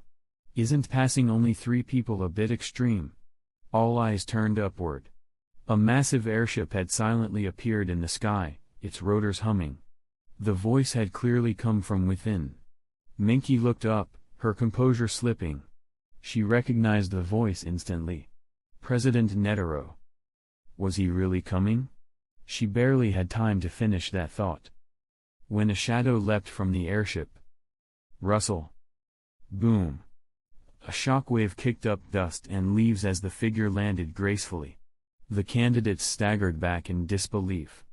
Was that a person? Did someone just jump from the sky? No way. You'd be dead from that height. Wait, there's a person inside the smoke. As the dust cleared, the silhouette of a man came into view. Menki stepped forward to introduce him. This is the chairman of the review committee. And the person ultimately responsible for the hunter exam, President Netero. Netero raised a hand in greeting. Technically, yes. Though I'm really more of a background figure. I just step in when something needs settling. Then he turned toward Menki. Though his voice was composed, his eyes wandered slightly. Menki. Sir, she snapped to attention, clearly flustered. From his position, Netero had his back to Leo. Leo narrowed his eyes, studying the man. In normal circumstances, an unguarded back would be the perfect moment to strike. But something about this moment felt wrong. Leo could feel it. Even with his back turned, nothing escaped Netero's perception. For the first time in this world, Leo felt genuinely outclassed. The man before him wasn't just strong. He was on a different level entirely. Even with the power of the Thunder Fruit, even with the Sharingan, Leo was still a baby chick next to a world-class Nen master. But instead of feeling fear, Leo smiled. A fire lit in his chest. This was it. The top of the mountain. Interesting. So this is the strongest man in the world. All right, let's set a small goal. I, Leo, will surpass you within a year, President Netero. As the thought crossed his mind, Netero paused. He turned. And for a split second, his eyes met Leo's. Something in Leo's gaze made Netero blink. Then, slowly, he smiled. Hey. Interesting. Looks like we've got a promising little one in this batch. Chapter 15. Mount Maftis. A towering mountain range that stretches into the clouds. But what drew the most attention was the massive natural chasm that split the range clean down the center, like it had been cleaved by a god. From the sky, an airship slowly descended, landing smoothly. A group of candidates disembarked, stepping out into the fresh mountain air. Menki walked past the group and headed straight to the cliff's edge. We're here. Come take a look down. One nervous candidate shuffled forward, peering down with a trembling voice. What is this for? Menki pointed down toward a dense web of silky threads spun along the cliff face. Those are grape spider nests. Now look closer. Beneath them. The examinees leaned in cautiously. Hidden beneath the gauzy webbing were clusters of small eggs, delicately wrapped in dense silk. Those, Menki continued, are grape spider eggs. Netero joined her at the cliff's edge. He peered down with visible interest, nodding as he explained to the group. To protect their eggs from predators, Grape spiders spin reinforced silk nests deep in cliffside valleys. That's what makes their eggs so rare. These are called dream eggs, one of the most difficult and coveted ingredients in the world. The candidates exchanged uneasy glances. Those afraid of heights already looked pale. Among them, Takuto was the first to panic. Wait a second. You're saying we have to go down there and collect those? Minky smirked at his outburst. That's exactly right. And before anyone could react, she kicked off her boots and leapt off the cliff. Gasps erupted from the group. They all rushed to the edge, just in time to see Minky deftly grab one of the thick silk strands. She swung herself around and slowed to a stop midair, poised and balanced like a gymnast. It was terrifying. Even though she'd landed safely, several candidates broke into cold sweats just watching it. Meanwhile, Leo, Shanark, and Shizuku stood off to the side, unbothered. They had already passed the previous portion of the second test.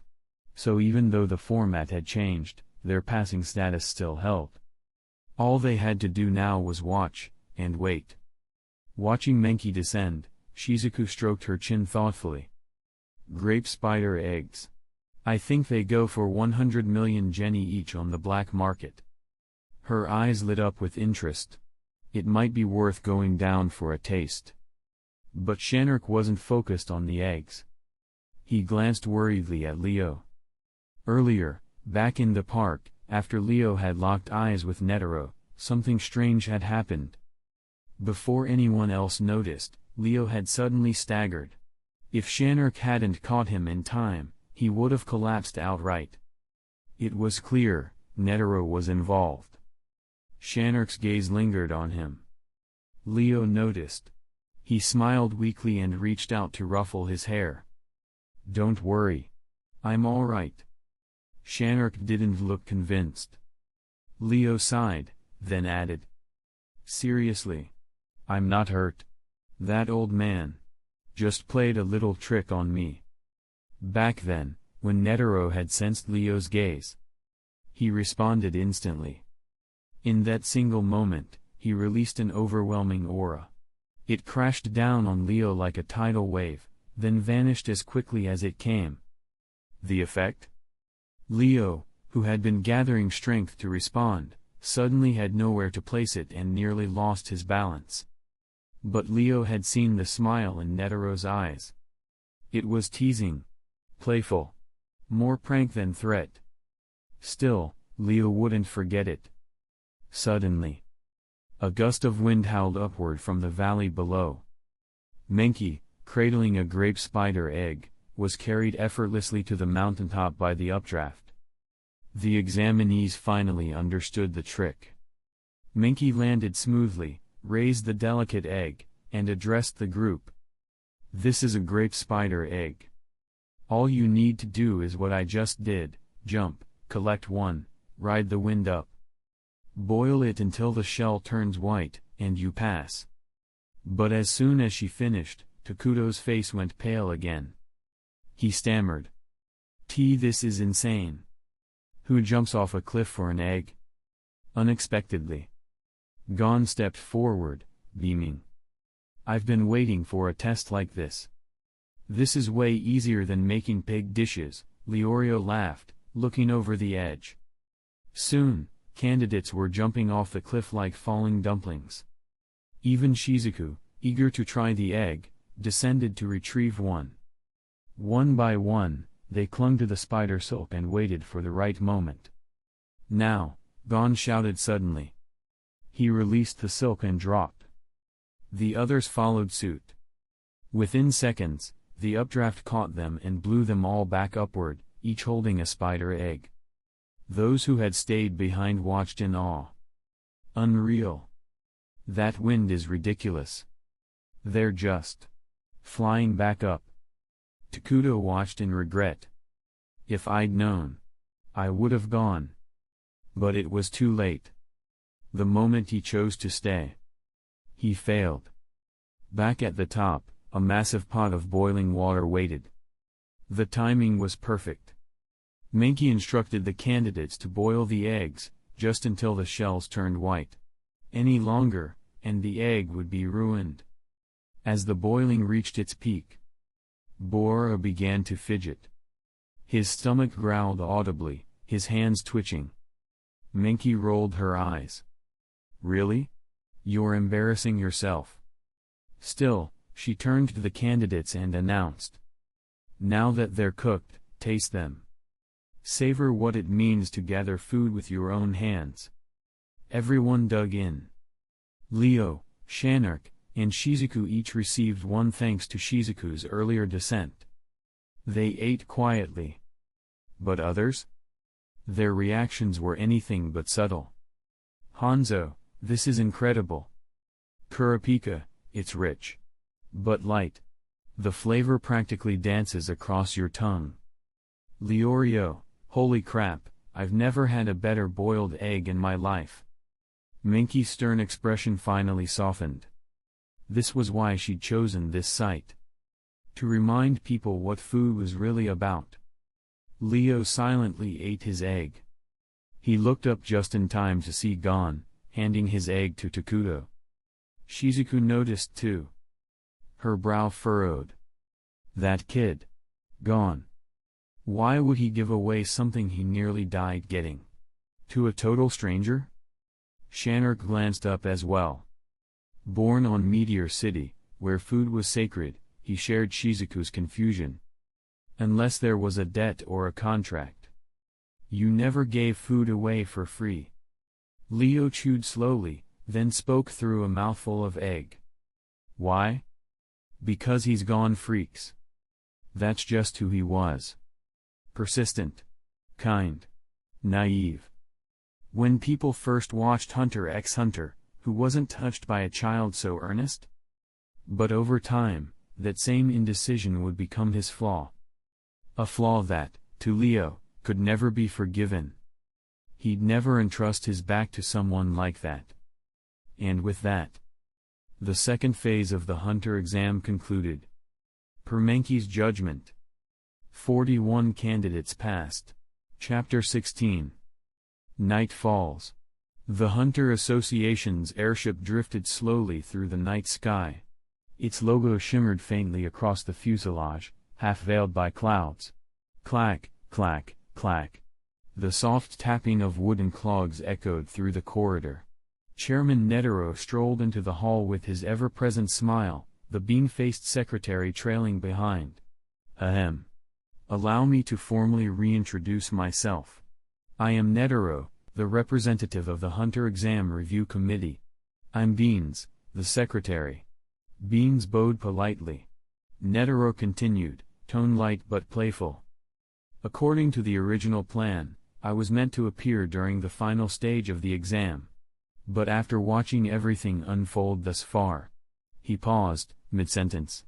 The room went silent. Several examinees visibly tensed. Had they failed to impress him? Then, as if savoring their unease, Netero's grin widened. I couldn't help myself. There's something about this group that gets my heart racing, feels good. So, I've decided to accompany you to the next testing site. Beans took over. We're scheduled to arrive at our next destination by 8 o'clock tomorrow morning. Dinner has been prepared in the cafeteria. Please use this time to rest. But remember, manage it wisely. Finally, after an intense day of running, fighting, and cooking, the candidates were allowed to relax. Some chose to stay put, unwilling to miss a surprise exam. Others, like Leo, had no intention of sleeping in the main hall. He glanced across the crowded room, then turned to Shanark and Shizuku. Let's go ask the staff to assign us a room. Sure enough, a few Hunter Association staff members were stationed just outside, ready to mediate any conflicts. When Leo requested accommodations, the staff quickly assisted, but space was limited. Only one room was available, with a maximum of 3 occupants. The 3 exchanged looks. Shizuku shrugged. I just want to sleep. Leo and I are together, Shanark added plainly. Neither seemed to care much. Leo simply waved his hand and led the way to the room. Click. He opened the door. The space was simple: 2 beds, a bathroom, a small TV. A standard double.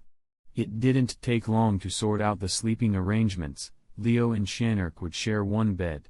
Shizuku would take the other.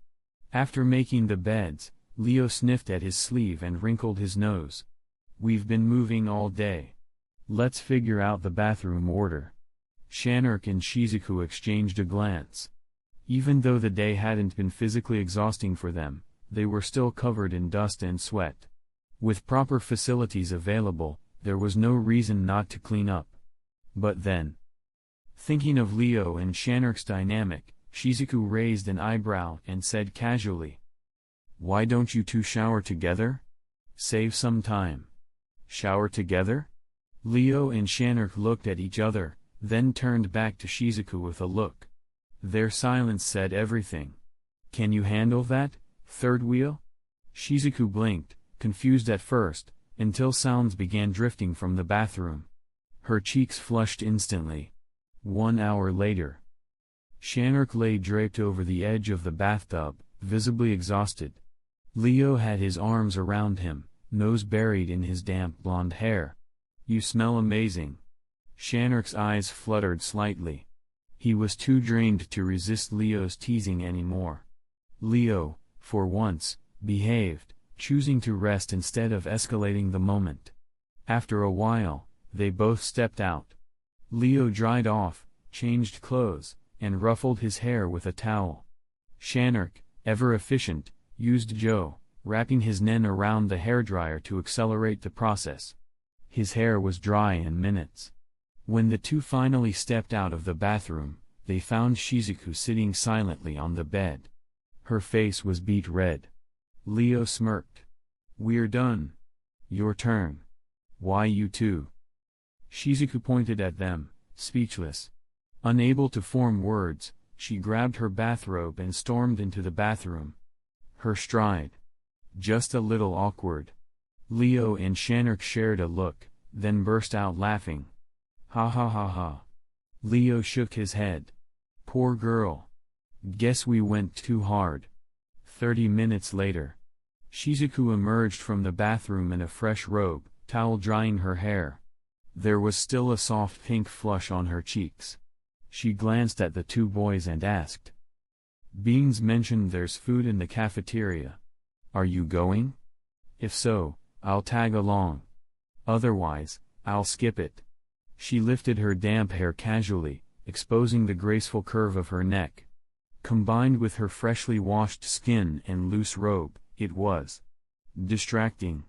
Even Leo, having just wrapped up with Shanark, paused for a split second. But only for a second. He averted his gaze and answered plainly, "Yeah. Let's go. If the Hunter Association went through the trouble of preparing food, might as well enjoy it. It might be the last proper meal we get for a while." Shanark and Shizuku blinked. That last line stood out. They knew Leo wasn't the type to speak without reason. Which could only mean. What did he know? Chapter 17. Cafeteria window. Leo glanced over the Hunter Association's surprisingly lavish food spread. Without much thought, he pointed to a couple dishes. "Steak and pasta for me." Shanark nodded.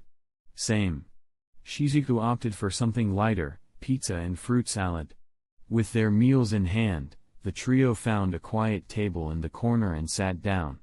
As they began to eat, their conversation naturally shifted to the remaining candidates. Leo rested his chin on one hand, casually swirling his fork through the pasta. "There aren't many people left that we need to watch closely.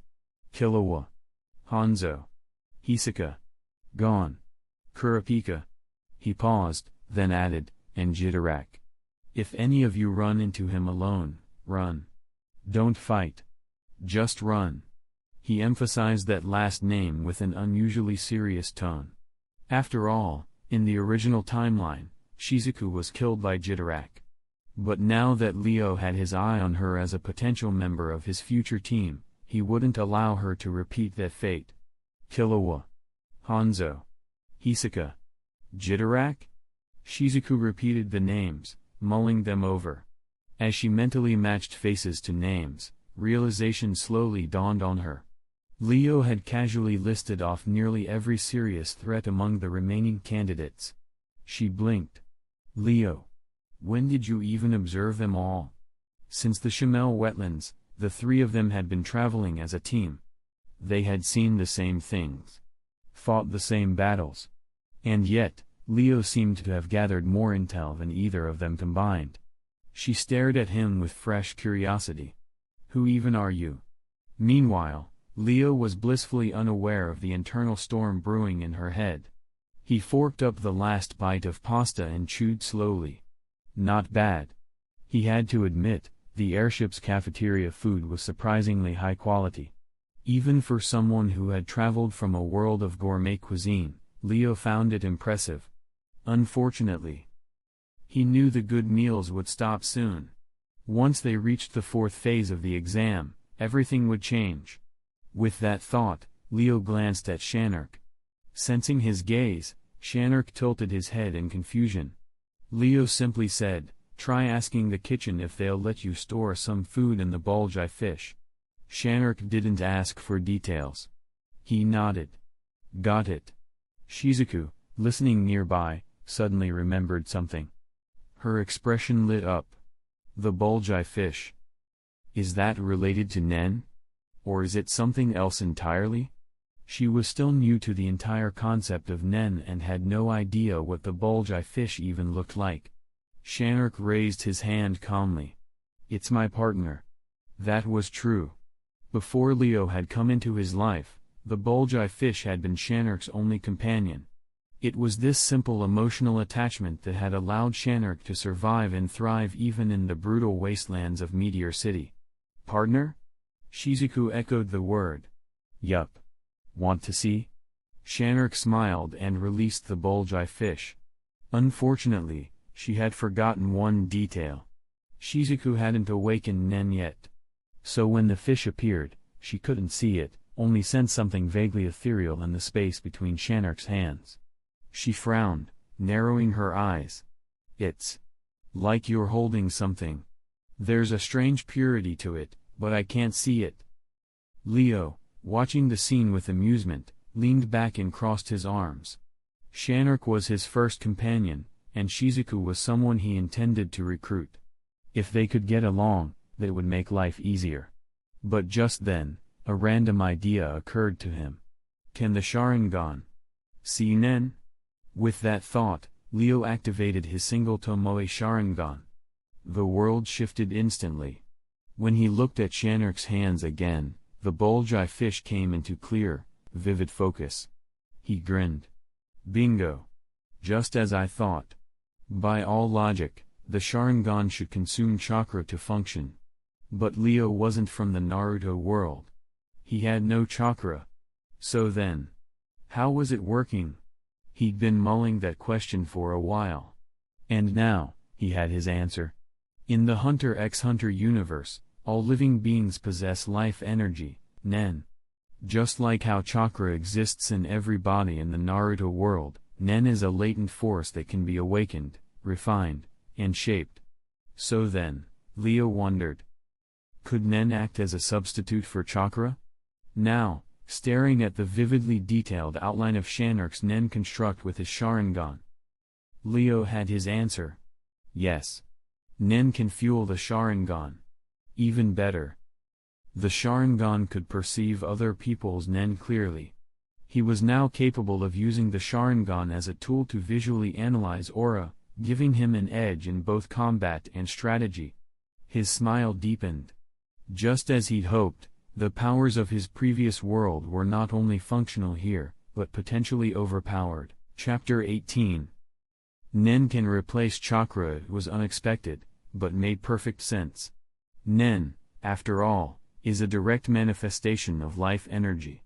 It wasn't surprising that it could replace other energy systems. Leo snapped out of his thoughts as he heard Shanark calmly explaining. There's an invisible energy inside every person. This energy is life force, also known as aura. The ability to control and manipulate that energy for offense or defense, that's what we call Nen. Leo had nothing better to do at the moment, so he wandered the airship halls to pass the time, reflecting on Shanark's lesson. Nen, ha. This is actually kind of exciting. Leo stood by the corridor window, watching the stars drift past as the airship cut through the night. It had been a year since he arrived in this world. But due to his unstable health, he still hadn't awakened Nen. That kind of limitation would frustrate anyone. Then, a thought struck him. Today, didn't I draw a physical enhancement card from the system? Curious, Leo opened his system inventory and pulled it up. Ding. Item detected, physical enhancement card, use now? Use it. Leo confirmed without hesitation. The card glowed and merged with his body. Immediately, violent energy flooded his system, supercharging his strength, speed, endurance, and stamina in an instant. It was brutal. A searing pain exploded through his bones like fire. Leo's eyes widened, and he grit his teeth hard. He'd survived a year on Meteor Street. His pain tolerance and willpower were nothing to scoff at. But even he couldn't help but break into a cold sweat as the transformation ripped through him. His muscles tightened. His heart pounded faster. His blood felt like it was boiling in his veins. And his already enhanced body doubled in power again. 30 minutes later, the pain finally began to fade. Leo collapsed against the wall, breathing hard. Ha! It's finally over. He wiped the sweat from his brow. This kind of body enhancement wasn't something a normal person could have survived. But before he could relax too much. Da-da-da. Footsteps echoed down the corridor. Killua and Gon came strolling over, each holding a giant bone with meat on it, clear spoils from a late-night raid on the kitchen. Suddenly, Killua paused. His eyes lit up. Whoa, Gon, look at that. He pointed toward the glass wall. Whoa. It's gorgeous. Gon pressed up to the window. It looks like the sky's full of jewels. Leo. He immediately recognized those voices. Killua. Gon. What caught him off guard was the timing. He and Shanark had spent a full hour bathing. Shizuku took her own sweet time. Then they'd eaten. And still. They bumped into these two. Boring. Leo muttered, uninterested in their heartfelt bonding session. He turned to leave and wash off the new sweat from his system upgrade. But just as he rounded the corner, an old hand landed on his shoulder. A voice chuckled in his ear. Wow, wow, wow, such a young guy, already turning in for the night? Sizzle. Without thinking, Leo dissolved into a crackle of electricity and vanished from the spot. Netero blinked. His hand hovered midair, now empty. He turned and stared at Leo as he reformed down the corridor, crackling with residual lightning. Nen? Netero muttered. No. That wasn't aura. What kind of movement technique is that? But his movements didn't slow. The moment Leo rematerialized, Netero tapped his foot and blurred forward like a missile. This old man. Leo gritted his teeth. He hadn't expected Netero to personally chase him down. He didn't have time to ask why. Because the moment he blinked, the man was already at his heels. Again, Leo vanished into lightning. And so began the chase. Leo, lightning. Netero, shadow. Within seconds, the two had already exchanged 18 maneuvers across the airship. But as Leo tried to blink into thunder one more time, a hand wrapped in pure Nen clamped down on his shoulder. He turned. Netero was beaming. Hoya, this is fun. You're not tired yet, are you? Leo groaned. Old man, you're such a troll. Honestly, he wasn't even surprised he'd been caught mid-elemental state. He and Shanark had already tested this. Nen, like Haki in his previous world, was a life energy, and it could interact with his elemental body. It wasn't unreasonable that Netero, of all people, could touch him. Meanwhile, around the corner, Gon and Killua were still chatting. "Hey, Killua. What do your parents do?" Gon asked with wide-eyed curiosity. Killua paused for a second. Then casually replied, "Assassins." "Really? Both of them?" Gon didn't flinch. If anything, he looked even more curious. Killua was stunned. He'd expected fear, judgment, shock. Instead, Gon just looked fascinated. "You're really strange," Killua chuckled. "You're the first person I've ever met who asks me stuff like that and actually means it." "That's because what you said is true," Gon answered simply. Killua blinked. "What?" "I can just tell," Gon said with a grin. "It's instinct." Killua leaned back on the window frame, laughing quietly. "You're weird. Usually people can't tell if I'm lying or not." Back at the corner, Leo and Netero were still watching them. Leo rolled his eyes and muttered, "Feels kinda wrong to eavesdrop on kids like this." "Eh? What are you talking about?" Netero chuckled innocently. "I'm just walking by." They listened as Killua's voice continued. "My whole family's in the assassination business. I was trained from a young age because I had talent. But I hated the way my life was already decided for me. When I told them I didn't want that life, they all got mad. My mom even cried and said I had the potential to be a great killer." He exhaled. "So we fought. Big time." Then he grinned, excited again. "But once I pass the hunter exam, the first thing I'm gonna do is put bounties on all of them and hunt them down." PFFF. Netero burst out laughing. "Ah ha ha ha. What a filial son the Zoldyck family's raised." Gon and Killua snapped to alertness at the sudden outburst. They whipped around and saw Leo and Netero standing calmly just around the corner. Chapter 19. Unlike in the original timeline, Netero deliberately feinted left and attacked from the right. This time, his laughter came out too suddenly, so sudden that even he hadn't planned it. He just burst out laughing. Unfortunately for him, that meant Gon and Killua caught both him and Leo red-handed. "Ah! Chairman Netero. And Leo?" Gon shouted in shock as he recognized them. That part was just like the original. But when Gon and Killua eagerly agreed to the volleyball challenge, Netero's gaze shifted. Right to Leo. "Leo, I refuse. This was just a kid's game." There was no point wasting energy on something unwinnable when Netero clearly wasn't taking it seriously. But the moment he turned to walk away. Ding, system alert, new mission, volleyball duel. Objective, successfully snatch the volleyball from Netero. Reward, B-rank lottery ticket X1. "Leo, I changed my mind." "Sure. Whatever game you want." Training room, airship. Netero tossed a volleyball in the air and caught it a few times, warming up his hands. Then he turned back toward the trio with a cheerful grin. "Ho ho ho. Today's game is simple, try and take this ball from me." As he spoke, he flicked the ball lightly onto his fingertip, where it spun effortlessly. "Before we start, let me explain the rules. You have until we reach the next destination to take this ball from me. Any attack is fair game, I won't retaliate." Gon and Killua exchanged a quick glance. Excitement gleamed in their eyes. Leo, on the other hand, narrowed his gaze at the spinning ball. Snatching anything from Netero isn't easy. During their earlier chase, Leo had teleported 18 times before Netero finally tagged him. But that wasn't because Netero couldn't catch him earlier. He could have done it from the very start. He just wanted to play. On Leo's 19th teleport, Netero struck, because he'd finished analyzing Leo's ability. That alone showed the sheer gap between them.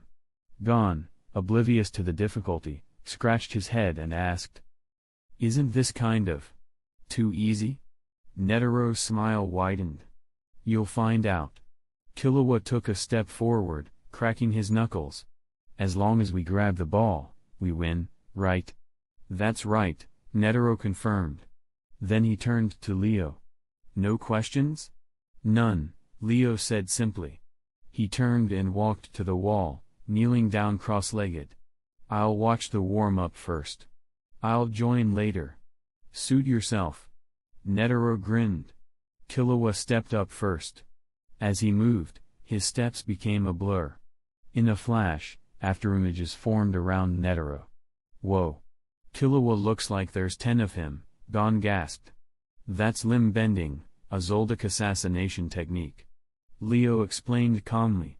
By varying foot speed, they create afterimages to confuse the target. Even Netero looked a little impressed. So young and already mastered limb bending. What a terrifying talent the Zoldyck boy has. In the background, Leo's Sharingan flickered open. Though it was only the single Tomoe stage, it was more than enough to analyze motion. Limb bending wasn't Nen, it was raw assassination technique. With the Sharingan's enhanced perception, Leo could clearly see each step of Killua's movement, committing the flow to memory. Thanks for the free lesson, Killua. Limb bending and silent step are mine now. Killua couldn't have imagined that Leo was learning from him in real time, and already mastering the technique. Back in the center. Killua struck. Swish. A kick sliced through the air toward Netero. But the old man merely leaned half an inch to the side, dodging with lazy elegance. Killua didn't stop. He fired off a barrage. Hook, knee, sidestep, thrust, forward lunge. But every strike was dodged just as easily. Netero danced through them like it was child's play. What? Is he even human? Gon muttered in awe. Killua's expression darkened. TCH. Is he really an old man? Netero teased with a grin. What? Done already? Killua snarled and launched another strike, this time aiming with intent to stop movement. A blindingly fast side kick came roaring in. Had it hit a normal person, it would have shattered bone. But... clang. The sound echoed like steel on steel. Ow ow ow ow. Killua fell back, clutching his shin and hopping on one foot. It hurts. It hurts so bad. Gon winced. That sounded painful. Wait, did he just kick Netero's leg? Leo, still seated with arms crossed, tilted his head and smirked. Don't worry about the old man. The one you should be worried about is Killua. Huh? Gon blinked. Worried about Killua? He was about to ask more, but... ah! Killua's scream made it clear. He continued hopping around on one foot, clutching his leg and howling like a kicked puppy. Chapter 20. Killua was out. He walked up to Gon, frowning, and warned. Be careful, this old man's legs are like iron. Got it, Gon nodded seriously. Watch out. Without warning. Just as Netero was wondering how Gon would initiate his move, Gon exploded with startling speed, closing the distance in an instant. Excellent explosive power. Netero praised inwardly. Then. Bang. Wait, what? Netero looked up in surprise. He jumped? Gon smashed directly into the ceiling. Stunned for a moment, Netero blinked, then burst out laughing. Hey, Gon. I know you can jump, but maybe consider the ceiling next time. This old man hasn't been caught off guard in a while. Killua crossed his arms, clearly unimpressed. Gon scratched his head sheepishly. Ahaha, I forgot. As the pain faded, Gon resumed his attacks. But what he didn't realize. Leo, watching silently from the side, saw it all clearly.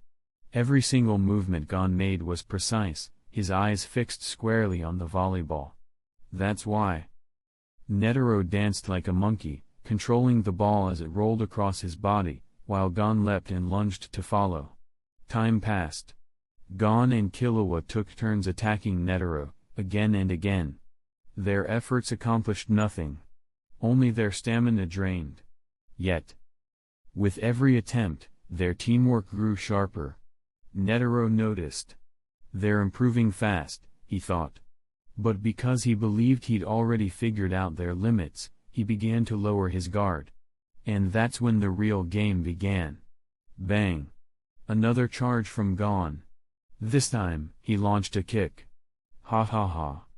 That's not gonna hit me. Netero sidestepped with ease. But...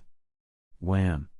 A shoe flew off Gon's foot, slamming straight into Netero's chin. He took off his shoe to increase his range? Netero realized. But he'd already forgotten something crucial. There was a third player on the field. Bam!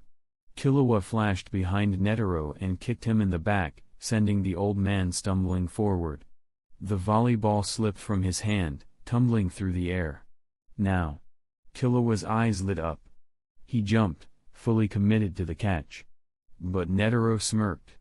Nice try. He pushed off the floor, kicked upward, and redirected the ball in midair. Then, with a somersault, he snatched it again. But... wham! Another shoe flew in from the side, knocking the volleyball loose once more. Another trick? Damn kids. Gon and Killua sprang forward again. Their eyes locked onto the falling ball, they could already taste victory. But... you're still 100 years too early. Netero launched forward, his body blurring through the air as he reached the ball first. No way. Gon and Killua, still midair, stared in disbelief. But they weren't alone. As the saying goes, the mantis stalks the cicada, unaware of the oriole behind. From just beyond the play area, a crackling sound echoed. SSSZZZT. Netero's expression changed instantly. That sound. He had forgotten. There was still one more player. A player who had stayed quiet this entire time. Leo. Now's the moment. Leo smiled from his corner. A hunter always waits patiently for the right opportunity. And on Meteor Street, Leo never missed one. Teleport. In a flash of thunder, Leo disappeared. He reappeared instantly. Right in front of Gon, Killua, and Netero. In that split second, a fourth challenger entered the battle for the ball. Netero stared at the lightning-wreathed Leo with wide eyes. I forgot about him. That's impressive patience. Still, letting him take the win? Not a chance. Netero didn't hesitate. His palm shimmered with spiritual energy. And extended forward, transforming into a translucent Nen-formed hand that reached for the volleyball. Yes. That old man. Netero was cheating. Using Nen against candidates who hadn't awakened their own. Unfortunately for him. He didn't know that Leo had his Sharingan active. One Magatama spun slowly in Leo's crimson eye. So, you're using Nen now? Leo smirked. Isn't this just a friendly game? But Leo wasn't backing down. He didn't train in Meteor Street to lose a game of volleyball. He didn't endure hell to watch some old man cheat in the open. 1,000,000 volts, discharge. SCZZZZT. A wave of blinding blue lightning exploded from Leo's body, engulfing Netero in an instant. Damn, he's not holding back. Netero's thoughts raced. But his body reacted faster, covering itself in Nen instinctively. It blocked the worst of the electricity, but the delay cost him. Sizzle. Leo vanished again. When he reappeared, the volleyball was gone from the air. And now sat calmly in his hand. Game over. Thanks for the warm-up. Leo grinned. Netero blinked. Then, slowly, he laughed. Chapter 21. Pa. Leo bounced the volleyball in his hand twice, then tossed it back to Netero. Hey, old man. Does that still count? Netero looked like a mess, clothes charred, hair spiked from the electricity. He hesitated, but in the end, he didn't say the words "it doesn't count." Under Gon and Killua's wide-eyed stares, Netero finally nodded. You win this game. Ding. Mission complete, volleyball battle. Reward, B rank card draw X1. The system message echoed in Leo's mind. The corner of his lips curled upward in satisfaction. Mission complete. No reason to linger. You guys keep playing, I'm heading back to rest. He turned and left. The three were left speechless, stunned at how decisively he exited. Click drip. Leo pushed open the room door. Shanark and Shizuku were already inside. Shizuku was listening as Shanark explained. There are two ways to awaken Nen. 1. Natural awakening. With enough training and awareness, Nen will unlock on its own. 2. Forced awakening. This is done by a Nen user injecting their aura into another person's tenketsu, forcibly opening their aura nodes. Shizuku raised an eyebrow. Wait, Nen can be forced open? Leo walked in just then, smiling faintly. Most people who use Nen didn't awaken it naturally. They underwent what's called baptism, a forced awakening. But there's a risk. If done incorrectly, it can kill you. He let the words hang in the air. Shizuku stiffened. She just learned Nen could be forcibly awakened, and now he was saying it could be deadly? So will you still choose forced awakening? Leo asked. Shizuku was silent for only a moment, then met his gaze. Yes. I've lived long enough to know how important strength is. Now that I know what Nen is, how could I turn my back on it? Leo's smile widened. That was the answer he was hoping for. This wasn't just a warning. It was a test. And with that answer, Leo made up his mind. Shizuku had passed. He stood, walked over to her, and extended his hand. Then welcome. I'd like to formally invite you to join my team. Shizuku smirked and grabbed his hand. My rates are high. If you don't awaken my Nen, I'm charging triple, Captain. Leo laughed. Deal. Shanark stepped up and added calmly. Welcome to the team. The air shifted. Until now, they'd been traveling as allies. But now they were a team.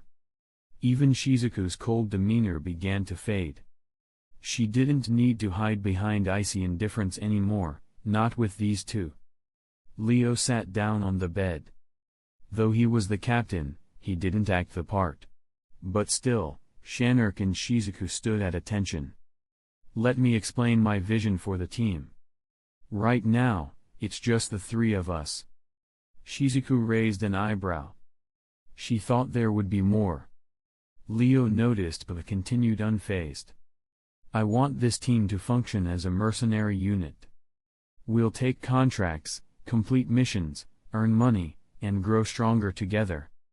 The ideal size is between 3 and 6 people. That way, we cover roles like Vanguard, Assassin, Support, Sniper.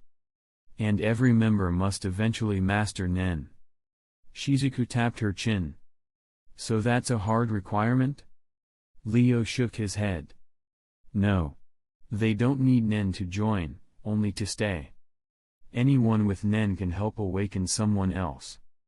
But I'll personally make sure every member learns the 4 principles, Ten, Zetsu, Ren, Hatsu. Shizuku nodded. It made sense. No freeloaders. Leo continued. As for rules, there's only one that matters, strength decides everything. If you're strong enough to beat me, you can be captain. If you fight another teammate, and you win, then you're right. But his voice dropped cold. You can injure, humiliate, or even cripple. But killing a teammate is forbidden. Break that rule. And I'll kill you myself.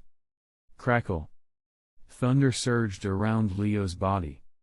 The room trembled under the sudden burst of pressure.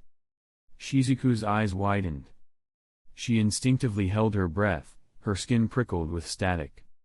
It felt like standing before a god. And just as suddenly, it was gone. Leo's easygoing smile returned. All right. Now that we're official, let's introduce ourselves properly. I'm Leo. I haven't awakened Nen due to special reasons.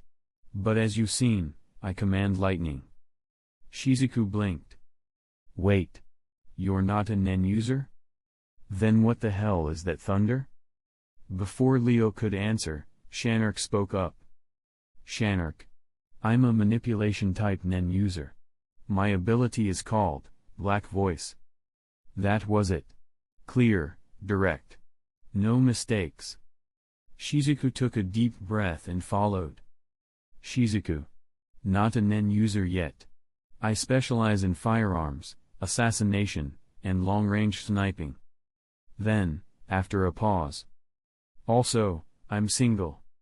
Silence. Shizuku flushed red. Ah, wait, I didn't mean, forget it. Leo sighed. He knew exactly what she meant. Still, today wasn't about romance. It was about founding something bigger. Leo stood and faced them both. Every team needs a name. I thought of ours earlier today. Both Shizuku and Shanark looked up with interest. Leo spread his arms and declared with a grin. Natural disaster. Shizuku's eyelid twitched. The thunder from earlier flashed through her mind. Yeah. That fits. Shanark simply nodded. And with that, Leo officially founded his team. Natural disaster team established. Hey hunters, mandatory cult break. Stretch your legs, hydrate, touch grass if possible, and whisper all hail Supreme Killua into the void. Now back to the fanfic grind. Blue heart emoji, high voltage sign emoji.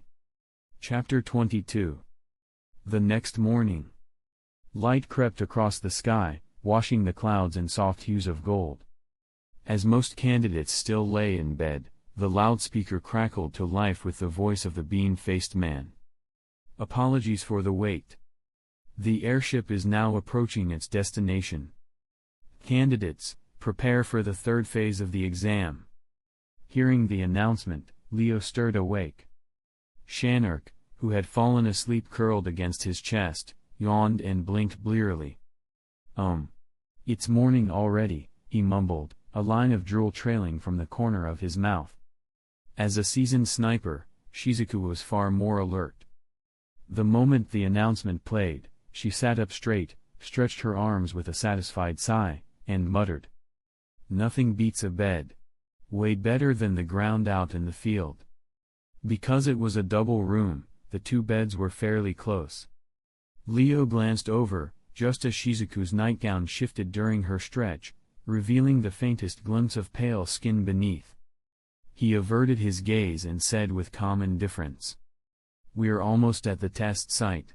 You two should wash up now, don't waste time later. They already knew he had become a licensed hunter. So naturally, Leo wouldn't need to participate in the remaining exams. Got it, Shanark nodded, then slipped out of the covers and padded off toward the bathroom. Outside. The airship descended smoothly from the sky. Candidates gathered in the main hall, filing out in a long line through the exit ramp. Is this the top of that tower we saw earlier? Wait, don't tell me. This is the third exam site? Shizuku narrowed her eyes at the structure beneath their feet. The airship had landed on what appeared to be the roof of a massive tower, but other than the building itself and the candidates, there was nothing else around. The whole place felt ominously empty. Hey, what kind of exam is this supposed to be? There's nothing up here. If someone falls, they're dead for sure. No cover, no equipment. If we stay here too long, we'll all collapse from dehydration. Worried murmurs spread rapidly through the candidates. The confusion thickened, until the bean-faced man stepped forward and cleared his throat. Ahem. All eyes turned to him. He spoke calmly, without urgency. This is the top of Trap Tower, your next exam site. Your objective is simple, reach the base of the tower within 72 hours, alive. That's it. 38 of you remain. Good luck. The explanation was brief, but clear. Most candidates understood the goal immediately. But a few sharp-eyed individuals sensed something off. Hanzo was the first to speak up. Wait a second. There were 41 of us who passed the last phase. Why are there only 38 now? That question rippled across the crowd. Yeah. There were definitely 41 yesterday. Where'd the other 3 go? The bean-faced man didn't falter. His smile stayed smooth as he replied. Regarding the missing 3, I do have an answer. He paused slightly before continuing. Last night, during rest hours, 3 candidates clashed. 2 were killed on the spot.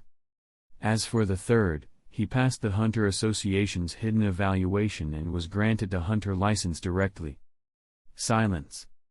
The part about 2 deaths hardly fazed anyone, such things were expected during the hunter exam.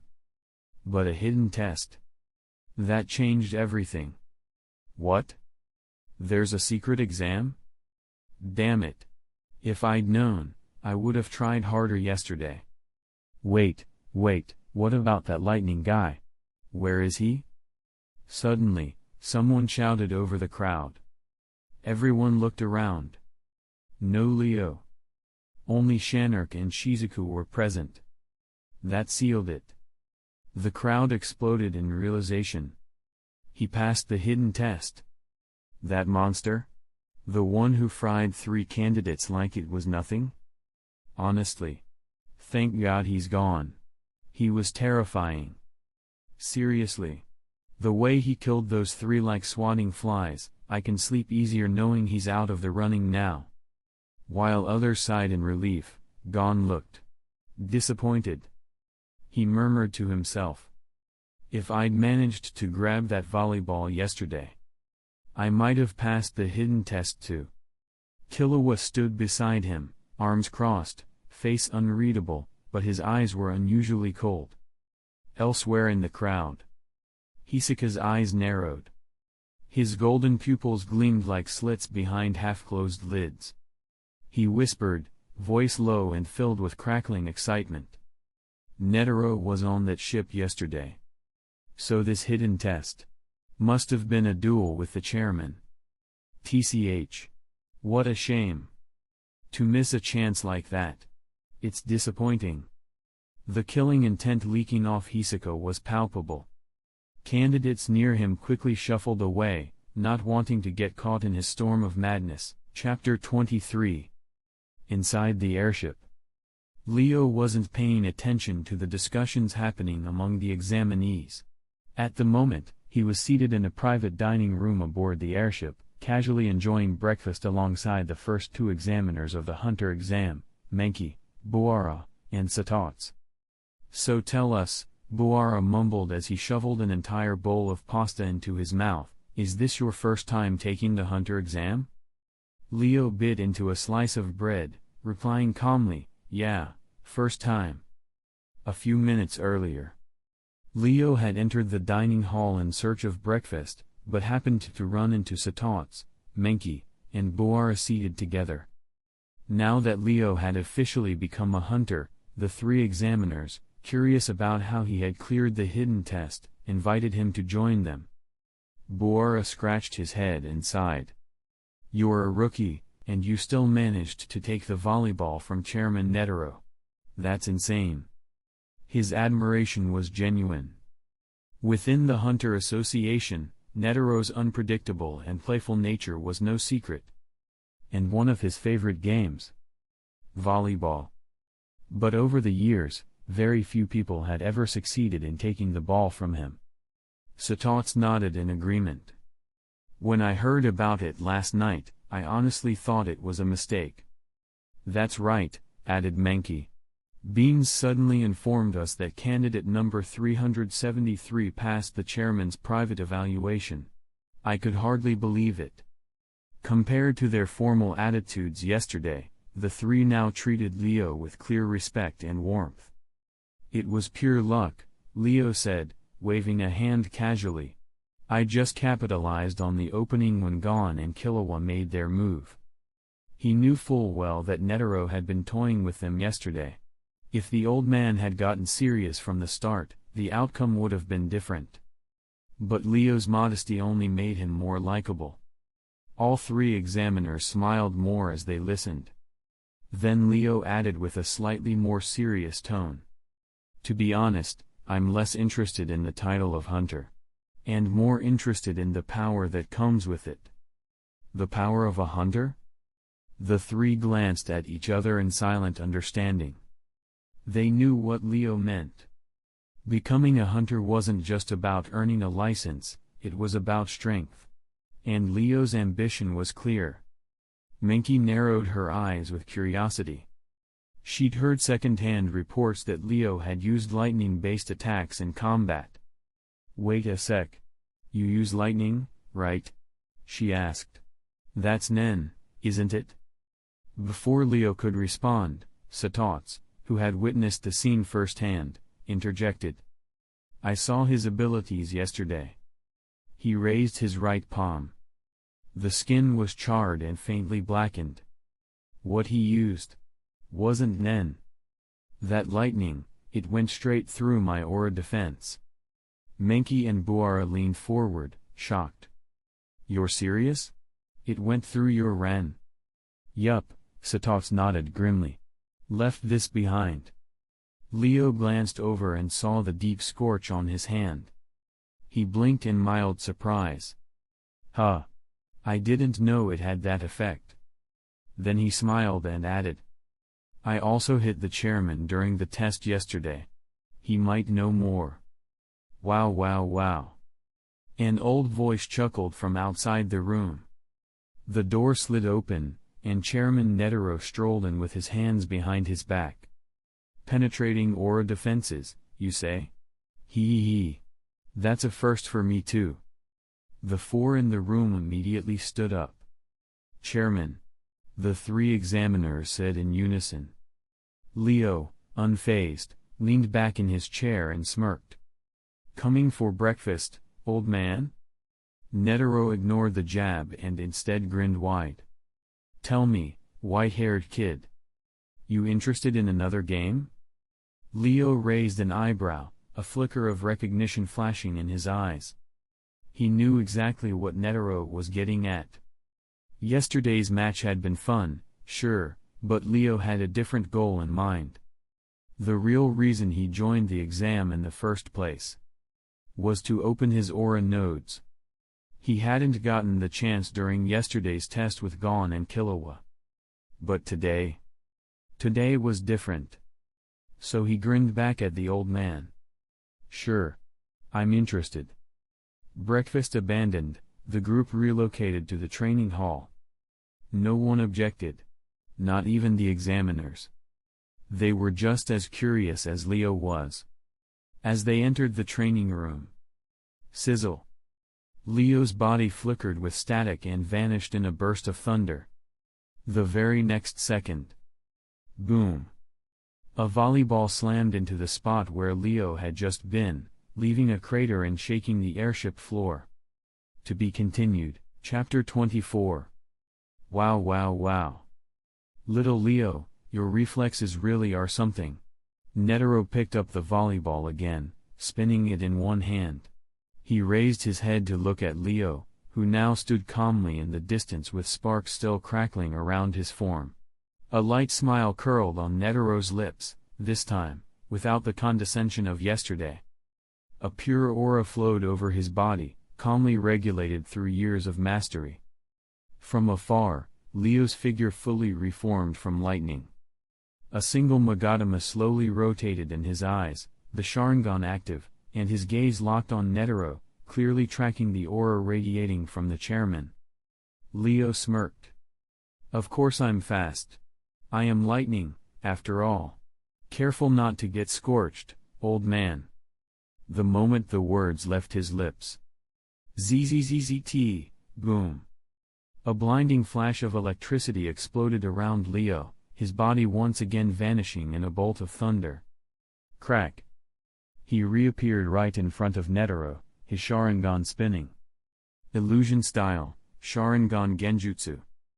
Netero blinked. Oh? Those eyes of yours. But before he could finish the thought, his pupils dilated. His vision warped. In the illusion, Leo lunged forward, blitz fast, going for a surprise attack. Netero instinctively dodged backward, but the floor beneath him turned to a swirling vortex, sucking him downward. What the hell? Is this Leo's Nen ability? He thought mid-fall, bracing himself. He slammed his other foot hard against the vortex, launching himself free. But in reality, Leo, now rematerialized again, followed up immediately with a second strike, Sharingan gleaming coldly. Netero frowned. Those eyes. Something's definitely off. Boom. Years of battle-hardened instinct took over. Even without understanding the illusion fully, Netero pumped aura throughout his entire body, shattering the illusionary effect like glass. And as it cracked away, he was met with a sudden surge of intense lightning energy from Leo. Too late. Leo stood just meters away, holding the volleyball in his palm. He grinned wide. Sorry, old man. Looks like I got it again. Netero didn't have time to respond. Because in the next moment, a violent shockwave erupted from his body. Boom. The entire airship shook as Netero released a flood of aura so overwhelming that it could knock out average hunters. Back in the viewing area, Satots, Boara, and Menki stared in shock. Did the chairman lose again? Satots muttered, speechless. Why is he suddenly releasing that much aura? Boara raised his arms to brace against the pressure. Was it Leo who forced that out of him? Menki said, eyes wide, voice barely above a whisper. Before they could react further. Boom. A second surge of energy detonated. This time, it wasn't from Netero. The pressure that followed felt like a god descending. Satots, Menki, and Boara were caught off guard, instantly overwhelmed. Their knees buckled as the air was sucked from their lungs. Focus your aura. Defend yourselves with 10. Netero's voice boomed like thunder across the chamber. Snapping out of their daze, the three examiners instinctively wrapped themselves in aura. Only then did the unbearable pressure finally begin to fade. Cold sweat beaded down their foreheads. They looked up. And finally saw it. At the center of the training hall, a swirl of impossibly pure blue aura rolled violently like a thunderstorm. And at the heart of it, Leo. Suspended a meter above the floor, his eyes shut tight, aura pulsing in rhythmic waves from his body. It wasn't leaking. It was erupting. The electric field spiraled into a lightning tornado around him. Anything near was instantly shredded, reduced to ash and dust. Gulp. Boara swallowed, his jaw slack with awe. That amount of Nen. It's 10 times what I have in my entire body. Is this guy even human? Menki could barely speak. What just happened? Why did Leo suddenly turn into this monster? The three examiners stared in confusion and disbelief. Only moments ago, he had been playing a simple volleyball game with the chairman. Now, it was like watching a calamity take shape. Ahem. Netero, having now calmed his own aura, scratched the back of his head sheepishly. He turned to look at the three stunned examiners. Then, sticking out his tongue in mock embarrassment, he said, "Ahaha. Oops. I may have accidentally triggered Leo's Nen awakening." Chapter 25. The Three Examiners. Menki's mouth twitched. She didn't even know what to say anymore. With a long sigh, she finally muttered, "Chairman, was it really necessary to use Nen just to play a game? If word of this gets out, what are your old friends going to think of you?" To be honest, even though she'd only known Leo for 2 days, he'd left a strong impression. He didn't just master exotic cooking techniques, he was an exceptional fighter. no matter how you looked at it. He was clearly a hunter prospect with extraordinary potential. And now, this seed she had personally favored had his nen forcibly awakened because of Netero's carelessness. Her liver almost hurt just thinking about it. Ahem. Netero cleared his throat. Even he knew this was entirely his fault, so his momentum visibly weakened. He quickly turned to HxH and instructed. HxH, since you are more proficient with Nen than Menki or Boara, I'll leave the reinforcement of the training room walls to you. At this moment, the airship was already high above the ground. If things went wrong and Leo's energy destabilized, the ship could be destroyed. Netero himself would likely survive. But the ordinary crew and staff aboard the airship? He couldn't risk their lives. So, without hesitation, he ordered HxH to use Joe to reinforce the walls and seal off the Nen turbulence. Understood, Chairman Netero. HxH dropped to one knee and placed both hands on the floor of the training room. As a senior hunter, his combat ability wasn't particularly strong, but his control over Nen applications was highly refined. Within seconds, Nen flowed from his palms and coated the entire room in a translucent membrane, embedding itself into the walls and ceiling. The aura web shimmered and held firm, perfect reinforcement. Only then did Netero finally breathe a sigh of relief. He scratched his head and explained sheepishly. "Ahaha, sorry about that. I'm not as sharp as I used to be, and before I realized it, I let a kid snatch the ball right out of my hand. And, well..." He didn't even finish the sentence. But everyone in the room got the picture. Suddenly, the way the three examiners looked at Leo changed. So he really did snatch the volleyball from Chairman Netero by strength alone. His luck was just bad. He got the ball, sure, but triggered a full forced awakening of his Nen ability in the process. HxH frowned, deep in thought. Now that I think of it, wasn't that Shanark Kid also a Nen user? Why didn't he help Leo awaken it earlier? But before he could pursue the idea, Chairman Boara cut in.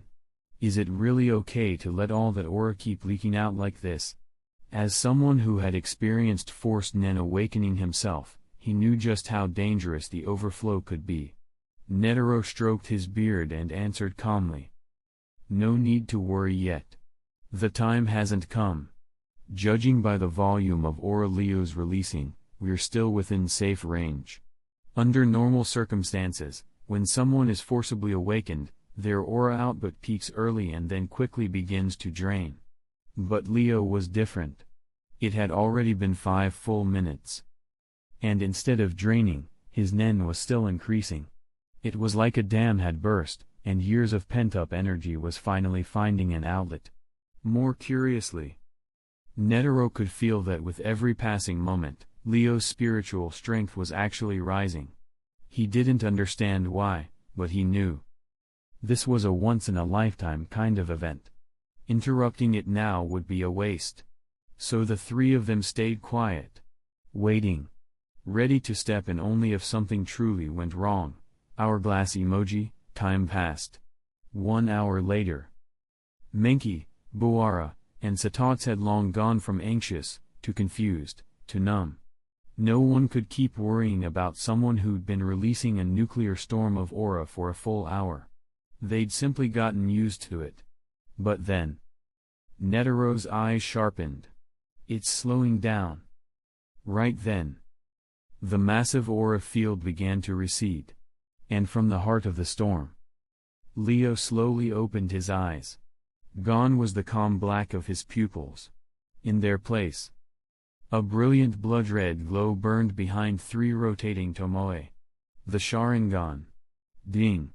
Spiritual strength has increased significantly. Single tomoe Sharingan upgraded. Upgrade complete. 3 tomoe Sharingan unlocked.